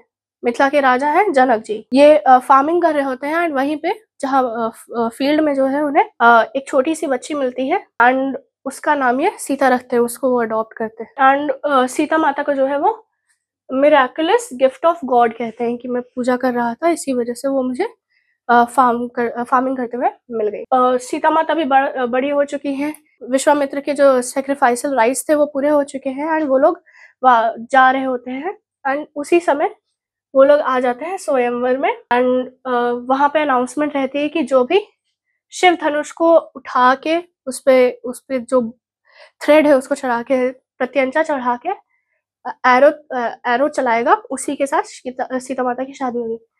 स्वयंवर में बहुत सारे किंग्स आए रहते हैं, बहुत सारे प्रिंसेस आए रहते हैं, बट कोई भी उस बो को उठा नहीं पाता। अल्टीमेटली जो है राम जी उस बो को उठाते हैं, उसे ब्रेक करते हैं, एंड इस वजह से कि उन्होंने उठा लिया, उस पर प्रत्यंचा चढ़ा दी, इस वजह से राम जी की शादी जो है सीता माता से हो जाती है। एंड जनक की एक और बेटी रहती है उर्मिला, उनकी शादी जो है वो लक्ष्मण जी से हो जाती है।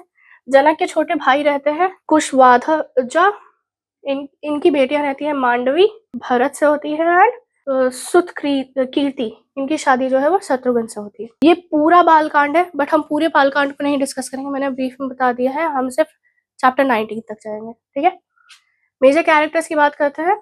मेजर कैरेक्टर सबसे पहला है ऋषि वाल्मीकि जी का, ठीक है। इन्होंने स्टोरी लिखी, इन्हीं का पूरा इन्हीं की स्टार्टिंग में जो सीन्स हैं, जो चैप्टर्स हैं, वो इन्हीं पे मेन फोकस रहेगा, एंड ये नरेटर भी हैं, चैप्टर में इन्वॉल्व भी हुए हैं। नेक्स्ट कैरेक्टर आ जाता है हमारा लॉर्ड विष्णु का, विष्णु भगवान का। इनका भी कैरेक्टर जो है वो स्टार्टिंग में ही है, जब गॉडेसेस होते हैं, जो देव होते हैं जितने भी, वो इनके पास जाते हैं कि आप जो है री इनकारनेशन लें ह्यूमन फॉर्म में, ताकि आप रावण को मार सके। राम की बात करते हैं। रामायण के मेन प्रोटैगनिस्ट हैं, मेल प्रोटैगनिस्ट हैं, किंग दशरथ के बेटे हैं, किंग दशरथ और क्वीन कौशल्या के बेटे हैं विष्णु जी की रीइंकार्नेशन। सीता माता की बात करते हैं। सीता माता जो है ये हमारे रामायण की फीमेल प्रोटैगनिस्ट है, एल्डेस्ट डॉटर है मिथिला किंग जनक की, ठीक है। गॉडेस लक्ष्मी का ये रीइंकार्नेशन है। आगे चलते हैं। नेक्स्ट कैरेक्टर है हमारा दशरथ, किंग दशरथ का, राम जी के पिताजी हैं ये, ठीक है, अयोध्या के किंग हैं ये। एंड इन तीनों को मैं नेक्स्ट 3 कैरेक्टर्स को मैं साथ ले रही हूँ, कौशल्या, केकई एंड सुमित्रा। दशरथ जी की वाइफ है, क्वीन रही है।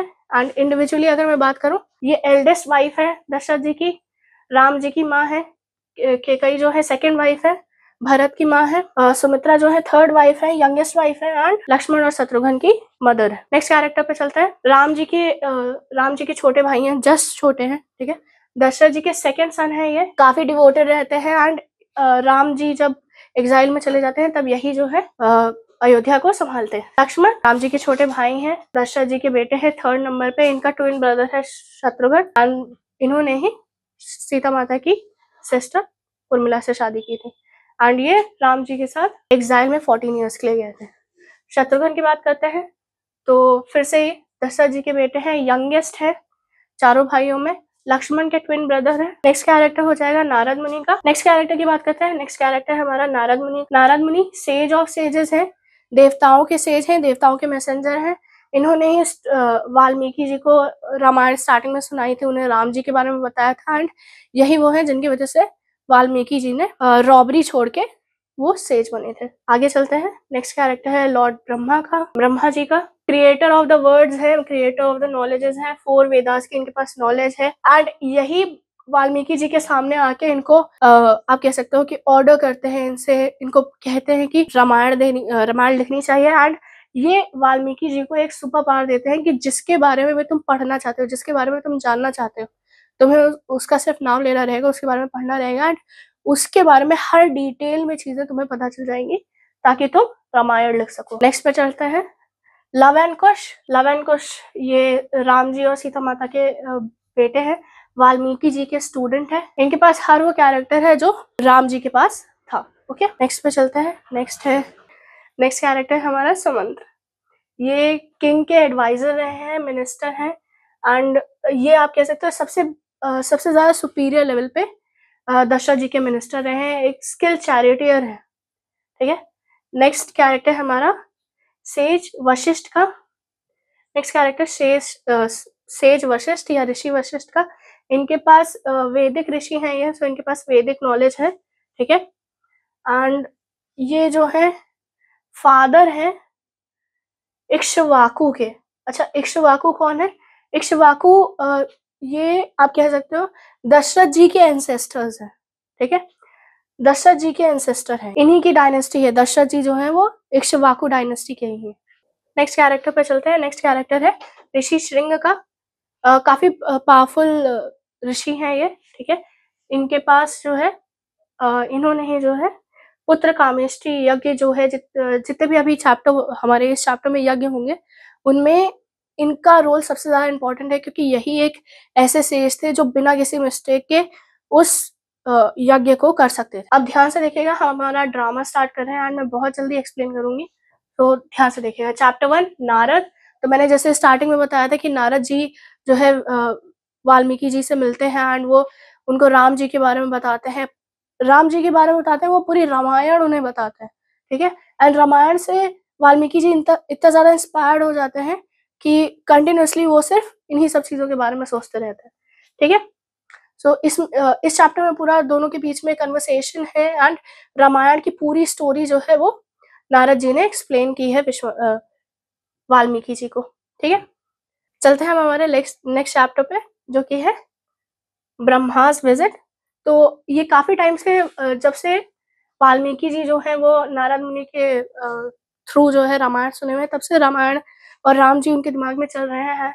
एंड इवेंचुअली ब्रह्मा जी इनको विजिट करते हैं एंड वो जो है इनको पूरा बताते हैं कि तुम्हें रामायण लिखनी चाहिए। एंड वो उन्हें एक बून देते हैं कि रामायण के जितने भी कैरेक्टर्स हैं, जितने भी डीमंस हैं, जितने भी ह्यूमंस हैं, कोई भी अगर वो रामायण में इन्वॉल्व हो रहा है, अगर तुम उनके बारे में रिसर्च करो एंड आप सर्च करो, पढ़ो उनके बारे में, एंड अगर आपको उनके पूरे मेंटल प्रोसेस और कुछ भी उनसे रिलेटेड आपको जानना होगा, तो मैं आपको एक बून दे रहा हूँ कि आपको उन चीजों के बारे में पता चल जाएगा, ठीक है। तो इस चैप्टर में पूरा डिस्क्रिप्शन है कि क्या चीज कैसे करनी है, किन चीजों को नोटिस करना है एंड उस बून के बारे में। अब चलते हैं हमारे चैप्टर 3 में। तो चैप्टर 3 द आर्ग्यूमेंट, इसमें जो है वाल्मीकि जी ने पूरी रामायण सुन ली है, he is completely inspired and वो अब पूरा ठान के बैठे हुए हैं कि मैं रामायण लिखूंगा, ठीक है।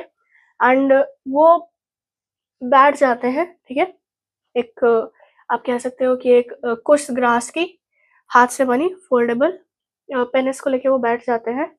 एंड जो ब्रह्मा जी द्वारा उन्हें जो पावर मिली उसकी हेल्प से वो हर चीज, दशरथ जी कौन है, उनकी वाइफ्स कौन है, किसके दिमाग में क्या चल रहा था, कैसे चल रहा था, एंड क्या क्या सीन्स हुई हैं रामायण में, लाइक राम जी कैसे हैं, राम जी कितने राइटियस हैं, उसके बारे में जिस जिस भी तरीके से, जिस तरह से, जिस फ्लो में नारद मुनि ने उन्हें एक्सप्लेन किया था, वो उसी फ्लो में रामायण को लिखना स्टार्ट कर चुके हैं। तो इसमें उन्होंने डीमन किस तरीके से राम लक्ष्मण ने डीमंस को किल किया है उसके बारे में भी लिखा है। सीता जी के अपहरण के बारे में भी उन्होंने लिख दिया है।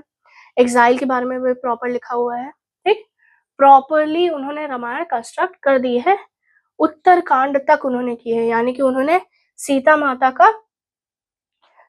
का बैनिशमेंट भी उसमें लिखा हुआ है, लव कुश की बर्थ भी लिखी हुई है, एंड कैसे सीता माता जो है इन द एंड अर्थ में वापस चली जाती है उसके बारे में भी पूरा उन्होंने लिखा है। फ्यूचर इवेंट्स को भी उन्होंने डिस्क्राइब कर दिया है। ठीक, नेक्स्ट चैप्टर पे चलते हैं, चैप्टर 4 द रेप्सोइड्स। नेक्स्ट चैप्टर पे चलते हैं, नेक्स्ट चैप्टर है चैप्टर 4 द रेप्सोडिस। अब रामायण पूरी हो चुकी है, ठीक है, 24,000 वर्सेस के साथ पूरी हो चुकी है, पोएटिक स्किल में प्रॉपरली लिखी जा चुकी है। अब क्वेश्चन ये आ रहा है कि ये बुक तो रेडी हो गई है बट लोगों तक ये बुक पहुंचेगी कैसे, ठीक है। एंड वाल्मीकि जी बैठ के यही सब सोच रहे होते हैं, ठीक है, एंड उसी टाइम जो है लव कुश के सामने आ जाते हैं, ठीक है, लव कुश उनके सामने आ जाते हैं एंड उन्हें देख के लगता है कि ये दोनों जो बच्चे हैं, ये दोनों लव एंड कुश, ये पूरी तरीके से राम जी का ही एक तरीके से रूप है, ठीक है, like he could see Ram ji in the two boys. So वो उन दोनों को पूरी रामायण बताते हैं एंड वो दोनों जो है इतने ज्यादा इंस्पायर होते हैं इस नॉवेल से या इस ड्रामा से, क्योंकि इस ड्रामा में आपको humour, love, compassion, rage, bravery, loathing, fear, violence सब मिल जाएगा। और लव कुश को ये ड्रामा बहुत अच्छा लगता है, रामायण बहुत अच्छी लगती है। तो इन दोनों के पास एक स्पेशल स्किल रहती है कि ये रामायण को प्रॉपरली रिसाइट कर सकते हैं, प्रॉपर रिदम और म्यूजिक के साथ। तो अब लव और कुश का काम बन जाता है कि वो हर जगह जगह जाके लोगों को रामायण सुनाए, ठीक है, उसको गाएं, किंग के कोर्स में भी जाके गा रहे हैं, उनको सुना रहे हैं। एंड ऐसे करते करते जो है one day they visited the city of Ayodhya, ठीक है, एक दिन जो है वो अयोध्या के पास पहुंच गए एंड वहां पे उन्होंने राम जी को इसके बारे में बताया एंड राम जी वो शॉक्ड कि मेरे बारे में इतने अच्छे से किसने लिखा है। तो वो कहते हैं अच्छा ठीक है, तुम कोर्ट में आके ये पूरा सुनाओ। तो राम जी, लक्ष्मण जी, भरत जी, शत्रुघ्न जी सब लोग जो है रामायण को इन दोनों बच्चों के मुंह से सुन रहे हैं, ठीक है। ये होता है हमारा चैप्टर 4 में। अब आते हैं हम चैप्टर 5 में। तो चैप्टर 5 अभी तक तो जो है वाल्मीकि जी की बात हो रही थी, कैसे वाल्मीकि जी ने रामायण के बारे में उन्हें पता चला नारद मुनि के थ्रू, ब्रह्मा जी का इंस्ट्रक्शन मिला, कैसे उन्होंने लिखी एंड कैसे रामायण स्प्रेड होना स्टार्ट हुई। बट अब स्टार्ट करते हैं रामायण के मेन से। तो अयोध्या में जो है, अयोध्या का जो एस्टैब्लिशमेंट है वो मनु के डिसेंडेंट इक्ष्वाकु ने किया है, ठीक है। एंड ये इस चैप्टर 5 में आपको अयोध्या, जो स्टार्टिंग में अयोध्या जब बनी है वो कितनी बड़ी है, कितनी वास्ट है, किस तरीके से वो सिटी बनी थी, कितनी ग्लोरियस थी वो, उसका पूरा डिस्क्रिप्शन आपको इस चैप्टर में मिलेगा, ठीक है। कि वहां पे जो है बहुत अच्छे से लोग रहते थे, वहां पे जो 3 मेन टेनेंट्स है उनको भी फॉलो किया जाता था, ठीक है, धर्म, अर्थ, काम, इन तीनों को प्रॉपरली हर किसी को बताया जाता था। एंड जितनी भी जो कास्ट थी वो सारी कास्ट जो है वो अपना काम प्रॉपरली करती थी, कोई नेगेटिव फीलिंग्स नहीं थी, कोई नेगेटिविटी नहीं थी, कोई अधर्म नहीं था इस सिटी में, ठीक है। एंड इन्हीं के डिसेंडेंट इक्ष्वाकु के ही डिसेंडेंट बनेंगे एंड इक्ष्वाकु के ही डिसेंडेंट है दशरथ। तो चैप्टर 5 में आपने देखा कि इक्ष्वाकु ने कैसे अयोध्या की सिटी बनाई, उनके जो सक्सेसर्स हैं उन्होंने अयोध्या को रूल किया एंड इवेंचुअली जो है दशरथ आए, किंग दशरथ आए रूल करने के लिए। अब किंग दशरथ की बात करें तो ये भी एक ब्रिलियंट किंग रहे हैं, इनके पास प्रॉपर सेंसेस थे, सारे सेंसेस पे इनका कंट्रोल था, ब्रिलियंट थे, ब्रेव थे, वर्चुअस थे, ठीक है। एंड इन्होंने पूरे इंटायर वर्ल्ड को रूल किया है अयोध्या सिटी में रहते हुए, जैसे ही मनु ने रूल किया था। प्रॉपर पावर्स थी, बहुत अच्छे से रूल करते थे एंड इन्होंने भी जैसे इनके एंसेस्टर्स ने अयोध्या को प्रॉपर रूल किया हुआ था कि सब लोग खुश थे, हर जगह धर्म की स्थापना थी, हर कोई सही से काम कर रहा था। सारे जो डीमंस थे वो नहीं थे, इनके किंगडम में नहीं थे, इनके किंगडम में कोई गलत काम नहीं हो रहा था। इनके पास जो वॉरियर्स थे वो किसी से उनका कोई मैच नहीं था। सारी वेल्थ इनके पास थी, इनका जो किंगडम था वो काफी प्रॉस्परस था, स्ट्रॉन्ग था, ठीक है।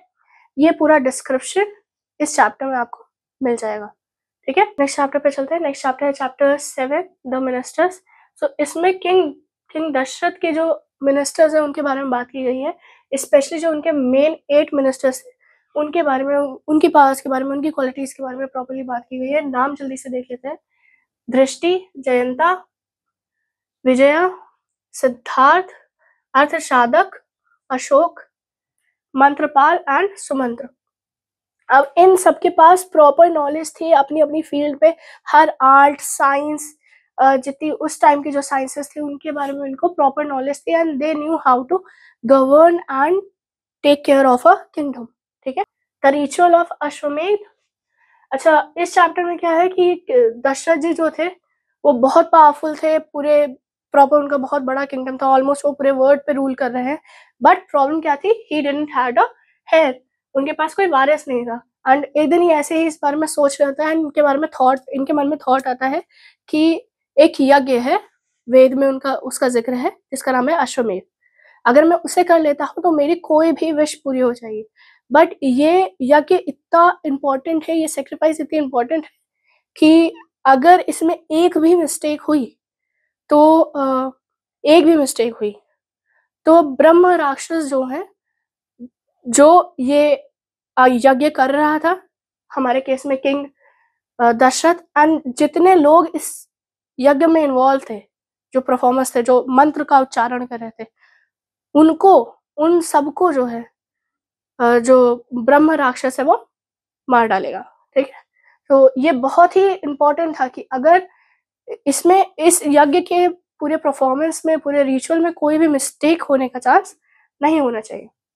अच्छा, ये अपने मिनिस्टर्स को बुलाते हैं, इनके जो प्रॉपर जो फैमिली प्रीस्ट है उनको बुलाया जाता है, कई सारे सेजेस को बुलाया जाता है एंड उसके बाद ये सबको बताते हैं कि मैं ये यज्ञ करना चाहता हूँ जिससे मेरी जो इच्छा है पुत्र प्राप्ति की वो पूरी हो सके, ठीक है। तो जब सब लोग जानते हैं तो सबको उनका ये आइडिया बहुत अच्छा लगता है, वो अग्री करते हैं, उसकी प्रिपरेशन के बारे में सोचते हैं, ठीक है। सो इस चैप्टर में पूरा जो कन्वर्सेशन है वो आपको बताया गया है। अब नेक्स्ट चैप्टर पे चलते हैं, चैप्टर 9 स्टोरी ऑफ ऋषि श्रृंग। अब ये डिसाइड हो गया कि आश्रम में यज्ञ करना है, सब लोग उसके रिचुअल्स देखने की क्या क्या कैसे कैसे करना है, ठीक है। एंड इसी से रिलेटेड जो है किंग दशरथ और सुमंत्र के बीच में एक छोटा सा डिस्कशन होता है, जिसमें वो कहते हैं कि ये जो यज्ञ है वो एक ही ऋषि प्रॉपरली कर सकते हैं, वो है ऋषि श्रृंग। एंड इस चैप्टर में वो ऋषि श्रृंग के बारे में पूरा बताते हैं कि वो एक सेज के बेटे हैं, उन्होंने बचपन से ही सेलिबेसी लिए हुए, ब्रह्मचर्य लिया हुआ है एंड वो पूरे टाइम अपने पिताजी की सेवा में लगे रहते थे या फिर वो स्क्रिप्चर्स पढ़ रहे होते थे, ठीक है। एंड किंग है एक किंग रोमपद, ये अंग देश के राजा हैं, ठीक है। एंड एक टाइम आता है इनके किंगडम में कि इनके किंगडम में जो है पूरी तरीके से ड्रॉट पड़ जाता है, सूखा पड़ जाता है, बारिश काफी टाइम से नहीं हो रही होती। तो किंग रोमपद जो है वो सबसे सजेशंस लेते हैं कि क्या किया जा सकता है। तो एक सेज उन्हें सजेस्ट करते हैं कि आप ऋषि श्रृंग को यहाँ लेके आइए, उनके पास बहुत सारी पावर्स है, अगर वो यहाँ आ जाएंगे तो आपकी जो किंगडम है वहां पे बारिश स्टार्ट हो जाएगी, ठीक है। तो अब प्रॉब्लम ये आ गई कि ऋषि श्रृंग अपने पिताजी को छोड़ के कहीं जाते नहीं थे, ठीक है। तो कोर्टिशियंस को उनके जहाँ पे जो उनका हर्मिटेज होता है उसके आसपास कोर्टिशियन को लगाया जाता है। एंड ऋषि श्रृंग ने कभी कोर्टिशियंस को या किसी खूबसूरत लेडी को देखा ही नहीं होता है। तो जब फर्स्ट टाइम वो उन लेडीज को देखते हैं वो पूरी तरीके से मेस्मराइज्ड रह जाते हैं। ठीक है। वो उनको कहते हैं कि आप हम मेरे हर्मिटेज में आइए, रहिए, वहाँ पे वो उनका पूरा वेलकम करते हैं। फिर वो कोर्टिशियंस जो है वो चली जाती हैं। अब उन कोर्टिशियंस के जाने के बाद ऋषि श्रृंग पूरी तरीके से खोए रहते हैं, वो किसी चीज़ पे फोकस नहीं कर पाते, वो उन्हीं कोर्टिशियंस के बारे में सोच रहे होते हैं। ठीक है। सो नेक्स्ट डे फिर से ऋषि श्रृंग सेम रूट पे जाते हैं कि चलो मैं देखता हूँ शायद फिर से मुझे वो कोर्टिशियंस मिल जाए। तो वो फिर से जाते हैं एंड वहाँ पे उन्हें कोर्टिशियंस मिल जाती है। अल्टीमेटली जो कोर्टिशियंस होती हैं वो कहती है आप हमारे साथ चलिए, आप हमारे यहाँ आइए। तो धीरे-धीरे उन कोर्टिशियंस की हेल्प से जो है ऋषि श्रृंग को अंग देश लाया जाता है। एंड जब वो वहाँ पहुँच जाते हैं, अंग देश पहुँच जाते हैं, तो वहाँ पे बारिश होना स्टार्ट हो जाती है, जो ड्रॉट रहता है वो पूरी तरीके से हट जाता है। ठीक है। ये पावर उनके पास थी एंड इसी वजह से जो है ऋषि श्रृंग जो है वो अश्वमेध यज्ञ भी करेंगे एंड पुत्र कामेष्टि यज्ञ भी वही करेंगे। ठीक है। नेक्स्ट चैप्टर पे चलते हैं। ऋषि श्रृंग एंड हिज मैरिज। तो वो वहाँ पहुँच जाते हैं अंग देश में। अंग देश के राजा बहुत ज़्यादा खुश होते हैं कि चलो अब फाइनली मेरा किंगडम बच जाएगा। एंड वो ऋषि श्रृंग से रिक्वेस्ट करते हैं कि उनके जो डैड रहते हैं, उनके वो भी एक सेज रहते हैं, तो वो बहुत जल्दी गुस्सा हो जाते हैं। तो कहते हैं कि आप जो है आपने हमारी किंगडम को बचाया है ड्रॉट से, अब अपने पिताजी के गुस्से से भी बचाइए। उनसे रिक्वेस्ट करते हैं एंड फिर वो उनकी शादी जो है किंग जो है अपनी बेटी से उनकी शादी कर देते हैं। इस चैप्टर में आपका पूरा इसी स्टोरी का डिस्क्रिप्शन मिल जाएगा। नेक्स्ट चैप्टर में चलते हैं। Chapter 11 Dasharatha bring Rishi Shringa to Ayodhya. अब जब सुमंत्र की वो पूरी तरीके से बात सुनते हैं एंड ऋषि श्रृंग के बारे में वो जानते हैं, तो दशरथ को पूरी तरीके से यकीन हो जाता है कि एक ही ऋषि है जो यज्ञ को प्रॉपर्ली कर सकते हैं, पूरी तरीके से कर सकते हैं, वो है ऋषि श्रृंग। तो अंग देश के जो राजा है, राजा रोमपद, वो दशरथ जी के बहुत अच्छे मित्र रहते हैं, फ्रेंड रहते हैं। तो वो किंग रोमपद से रिक्वेस्ट करते हैं कि आप ऋषि श्रृंग को कहें कि वो हमारे यहाँ आए एंड इस यज्ञ को करें। तो किंग रोमपद भी दशरथ जी की बात मान जाते हैं एंड वो रिक्वेस्ट करते हैं ऋषि श्रृंग से कि वो आके यहाँ पे करे। एंड इवेंचुअली ऋषि श्रृंग जो है वो अयोध्या आ जाते हैं विथ हिज वाइफ। ठीक है। वो प्रॉपरली अयोध्या का देखते हैं कि क्या क्या किया जा सकता है। ठीक है। नेक्स्ट चैप्टर पे चलते हैं। Next chapter the sacrifice decreed Dasharatha consents to Ashvamedha yajna. ठीक है। तो इसमें क्या होता है, सारे सेजेस आ चुके हैं, दशरथ आ चुके हैं।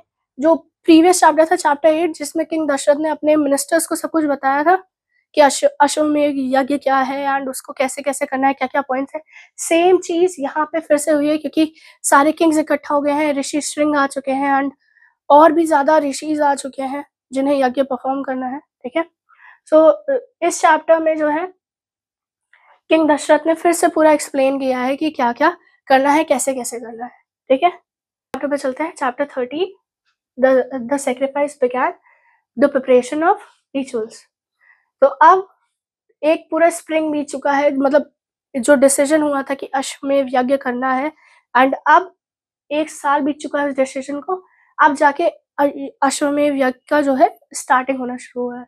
तो अश्वमेध यज्ञ के लिए दशरथ ब्राह्मण वशिष्ठ को अपने पास बुलाते हैं, उनको प्रॉपरली समझाते हैं कि आप मेरे फैमिली प्रीस्ट हैं, जितने भी लोग आ रहे हैं कि दूसरे किंगडम से आ रहे हैं, हमारे किंगडम से दूर से आ रहे हैं, जितने किंग्स आ रहे हैं, जितने ऋषिज आ रहे हैं, जो भी आ रहे हैं यहाँ पे यज्ञ को देखने के लिए, आपका काम होगा कि उनको किसी तरीके की कोई तकलीफ ना हो, उनको रहने की कोई तकलीफ ना हो, उनको खाने की तकलीफ ना हो, किसी भी तरीके की कोई तकलीफ नहीं होनी चाहिए। एंड इस चैप्टर में पूरा डिस्क्रिप्शन है कि ऋषि वशिष्ठ ने जो है वो किस तरीके से सारे अरेंजमेंट्स किए, सारे अरेंजमेंट्स का प्रॉपर ध्यान रखा है। इसके लिए अलग से कैसल्स बना दिए गए हैं, प्लेस डिसाइड कर ली गई है कि सरयू नदी के पास होगा, तो जो पूरा जो स्ट्रक्चर होना है जहाँ पे यज्ञ होगा उसका भी पूरा सेटअप रेडी हो चुका है। चैप्टर 13 में ये सब हुआ है। Chapter 14 the sacrifice finished performing the ritual of अश्वमेध यज्ञ। इस चैप्टर में पूरा डिस्क्रिप्शन हुआ है कि कैसे अश्वमेध यज्ञ जो रिचुअल्स हैं वो सारे प्रॉपर्ली परफॉर्म किए गए हैं, किन किन चीज़ों का ध्यान रखा गया है, किस तरीके से स्क्रिप्चर्स को रीड किया गया है, प्रॉपर पूरा डिस्क्रिप्शन है इस चैप्टर में आपका। इस चैप्टर के एंड होने तक जो है, जब इस चैप्टर का एंड होगा, इसी के बाद जो है ऋषि श्रृंग कहेंगे कि आपको पुत्र कामेष्टि यज्ञ करना चाहिए। अब पुत्र कामेष्टि यज्ञ से आने पहले हम थोड़ा सा यहाँ पे आपका डाइवर्जन है, वो है रावण डूम्ड। वहां पे ऋषि श्रृंग जो है वो अश्वमेध यज्ञ कर रहे हैं, ठीक है। पैरेलली स्टोरी में एक सेकंड पार्ट आता है जहाँ पे जो लोग हैं, जितने भी हमारे ऋषिज हैं, आप कह सकते हो देवता हैं, वो सब ब्रह्मा जी के पास जाते हैं एंड वो उनसे रिक्वेस्ट करते हैं कि ब्रह्मा जी, आपने रावण को वरदान तो दे दिया है, कोई यक्ष, कोई देवता, कोई एनिमल उसे नहीं मार पाएगा, बट अब वो इस वरदान का फायदा उठा रहा है एंड वो हर चीज को कॉन्कर करने की कोशिश कर रहा है, अधर्म को स्टैब्लिश करने की कोशिश कर रहा है। इसका कोई आप उपाय बताइए, या रावण को कैसे हटाया जाए उसका कोई रिजल्ट बताइए। तो इस चैप्टर में ब्रह्मा जी कहते हैं बाकियों से कि रावण खुद को इतना ज्यादा पावरफुल समझ रहा था कि उसने सबका नाम तो लिया, पर वो ह्यूमंस का नाम लेना भूल गया। तो लॉर्ड विष्णु जो है वो एक ह्यूमन अवतार लेंगे एंड उसके बाद जो है वो रावण का वध करेंगे। तो इस चैप्टर में यही डिस्कशन पूरा है। आप कुछ करिए, कोई उपाय निकालिए। नेक्स्ट चैप्टर पे चलते हैं। नेक्स्ट चैप्टर है the nectar the success of पुत्र कामेष्टि। मैंने अभी कहा कि ऋषि श्रृंग ने पुत्र कामेष्टि के बारे में बात कर दी है। अश्वमेध यज्ञ होता है, उसके बाद पुत्र कामेष्टि यज्ञ भी कंप्लीट होता है, ऋषि श्रृंग ही उसे कंटिन्यू करते हैं। अब इस चैप्टर की स्टार्टिंग हुई है लॉर्ड नारायण या लॉर्ड विष्णु से, कि वो उनके पास सारे जो गॉडेसेस रहते हैं और जितने भी हमारे देवतागण हैं, ऋषि हैं जो परेशान है रावण से, वो सब विष्णु जी के पास जाते हैं, उनसे रिक्वेस्ट करते हैं। तो वो विष्णु जी से बात करने की कोशिश करते हैं कि रावण को हटाना है ताकि अधर्म हट जाए एंड धर्म की स्थापना हो, ठीक है, धर्म स्टैब्लिश हो। तो विष्णु जी, वैसे तो उनको पता है कि उन्हें क्या करना है, बट वो बाकी से पूछते हैं कि अब इसको करने के लिए क्या करेंगे। तो सब लोग उन्हें विष्णु जी को बताते हैं कि क्या करना है, कि भगवान आपको जो है एक ह्यूमन फॉर्म में रीइंकारनेट होना है ताकि आप रावण को मार सके। एंड आप कहाँ पे इनकारनेट हो गए? दशरथ जी के बड़े बेटे बन के आप रीइंकारनेट हो गए। विष्णु जी अग्री करते हैं एंड अब जो है पुत्र कामेष्टि यज्ञ पूरा हो चुका है। उस फायर से जो है, फायर ऑल्टर से एक आदमी निकलता है जिसके हाथ में गोल्डन बोल है, उस पे उसमें नेक्टर है एक, एंड वो आदमी कहता है कि मैं पुत्र कामेष्टि यज्ञ के जो आपका हो गया है उसके कंप्लीशन पे आया हूँ एंड इसमें जो नेक्टर है वो आप अपनी वाइफ्स को दे दीजिएगा एंड उसके थ्रू जो है उन्हें पुत्र प्राप्त हो जाएंगे। तो किंग जो है वो अनइवन डिस्ट्रीब्यूशन कर देते हैं अपनी वाइफ्स के बीच में उस नेक्टर का, एंड उस नेक्टर से उन सबको पुत्र की प्राप्ति होती है after few months. Next chapter की बात करते हैं, चैप्टर 17 वानर। अब राम जी का बर्थ होने वाला है, बट राम जी को उनकी सेना भी तो चाहिए होगी रावण पे अटैक करने के लिए। तो ब्रह्मा जी जो है वो कहते हैं अच्छा ठीक है, लॉर्ड विष्णु जो है वो दशरथ के यहाँ बर्थ ले लेंगे, बट उन्हें बाकी चीजें भी चाहिए होगी। तो जितने देव्स रहते हैं उनको समन करते हैं एंड उनको कहते हैं कि आप जितने भी मंकीज हैं, रीच हैं, और भी जितने मंकी फॉर्मेशन में जो क्रीचर्स हैं, आप उनके यहाँ बर्थ लें ताकि जो है आप लॉर्ड विष्णु की हेल्प कर सके। तो कौन कौन रहता है? कुबेर जी रीबर्थ लेते हैं, ठीक है, कुबेर जी रीबर्थ लेते हैं नल बन के, ठीक है। विश्वकर्मा गुरु हैं देवताओं के, वो बर्थ लेते हैं, ठीक है। नील बनते हैं फायर जो है वो नील बन जाते हैं, ठीक है। ये सारे कैरेक्टर्स आपने महाभारत में पढ़ा होगा, जो जितने भी मंकीज रहते हैं, नील एक मंकी रहता है, नल एक मंकी रहता है, फिर मैदना हो गए, देविदा हो गए, ठीक है। ये 2 वानर रहेंगे जो अश्विनी कुमार, जो अश्विनी ट्विंस है, उनका रीइंकारनेशन रहेंगे। ऐसे ही पवन देव के जो है वो हनुमान जी रहेंगे। राम जी का बर्थ हो गया, उनकी जो वानर सेना के जो मेन वानर है उनका बर्थ हो गया, ठीक है। अब फिर से वापस आते हैं, अब फिर से हम लोग अयोध्या वापस आ चुके हैं चैप्टर 18 में, ठीक है। दोनों यज्ञ पूरे कंप्लीट हो चुके हैं। अब सारे सेजस के जाने का टाइम हो गया है। तो सारे सेजस जो है वो जितने भी लोग आए थे उस यज्ञ को देखने के लिए, उसमें पार्टिसिपेट करने के लिए, उन सबके जाने का टाइम हो गया है। ऋषि श्रृंग के भी जाने का टाइम हो गया है, ठीक है, क्योंकि यज्ञ पूरा हो गया। तो सब लोग इवेंचुअली राजा को जो है कि यज्ञ आपका कंप्लीट हो गया, उसके लिए कॉन्ग्रेचुलेट करते हैं इस चैप्टर में, एंड वो चले जाते हैं। चलते हैं चैप्टर 19 पे, ठीक है। The birth of Shri Ram and his brothers. So 6 seasons pass हो चुके हैं, ठीक है। फाइनली एक नक्षत्र आता है जिसमें जो 5 प्लैनेट्स है, sun, Mars, Saturn, Uranus, sun, Mars, Saturn, Jupiter and Venus, ये पांचों अलाइंड रहते हैं, ठीक है। 9th day of new moon in the 12th month of Chaitra. Chaitra के 9वें दिन जो है वो राम जी पैदा होते हैं। फिर उसके कुछ मंथ बाद जो है केकई के बेटे पैदा होते हैं, भरत, एंड उसके कुछ टाइम बाद जो है बर्थ होता है ट्विंस का, भरत एंड शत्रुघ्न का। बर्थ हो गया, उनका प्रॉपर जो प्रिंस की तरह जो डेवलपमेंट होना है, जो ग्रोथ होनी है, जो उनका टीचिंग्स होनी है, वो सब स्टार्ट होती है, ठीक है। एंड ये चैप्टर खत्म होता है, राम जी जो है वो 16 साल के हो चुके हैं, एंड विश्वामित्र आते हैं दशरथ के कोर्ट में ये रिक्वेस्ट करने के लिए कि आप जो है मुझे राम दे दीजिए, मुझे एक स्पिरिचुअल राइट करनी है, एक यज्ञ करना है जो डीमंस मुझे करने नहीं दे रहा है, ठीक है। बालकांड में मैंने आपको पूरा एक्सप्लेन कर दिया था। यहाँ पे ये एक चीज, यहीं पे आपका चैप्टर 19 खत्म हो जाता है। इसके आगे की स्टोरी जो है वो आपके कोर्स में नहीं है, तो हम डिस्कस भी नहीं करेंगे। अच्छा, ये जितना भी है ये सब एक ब्रीफ्ड वर्जन है। डिटेल्ड वीडियोस अगर आपको चाहिए, उनके लिंक्स डिस्क्रिप्शन बॉक्स में है, आप उन पे जाके proper unit wise detail description ले सकते हैं, देख सकते हैं। वो वीडियोस आपके लिए ज्यादा हेल्पफुल रहेंगे। Thank you.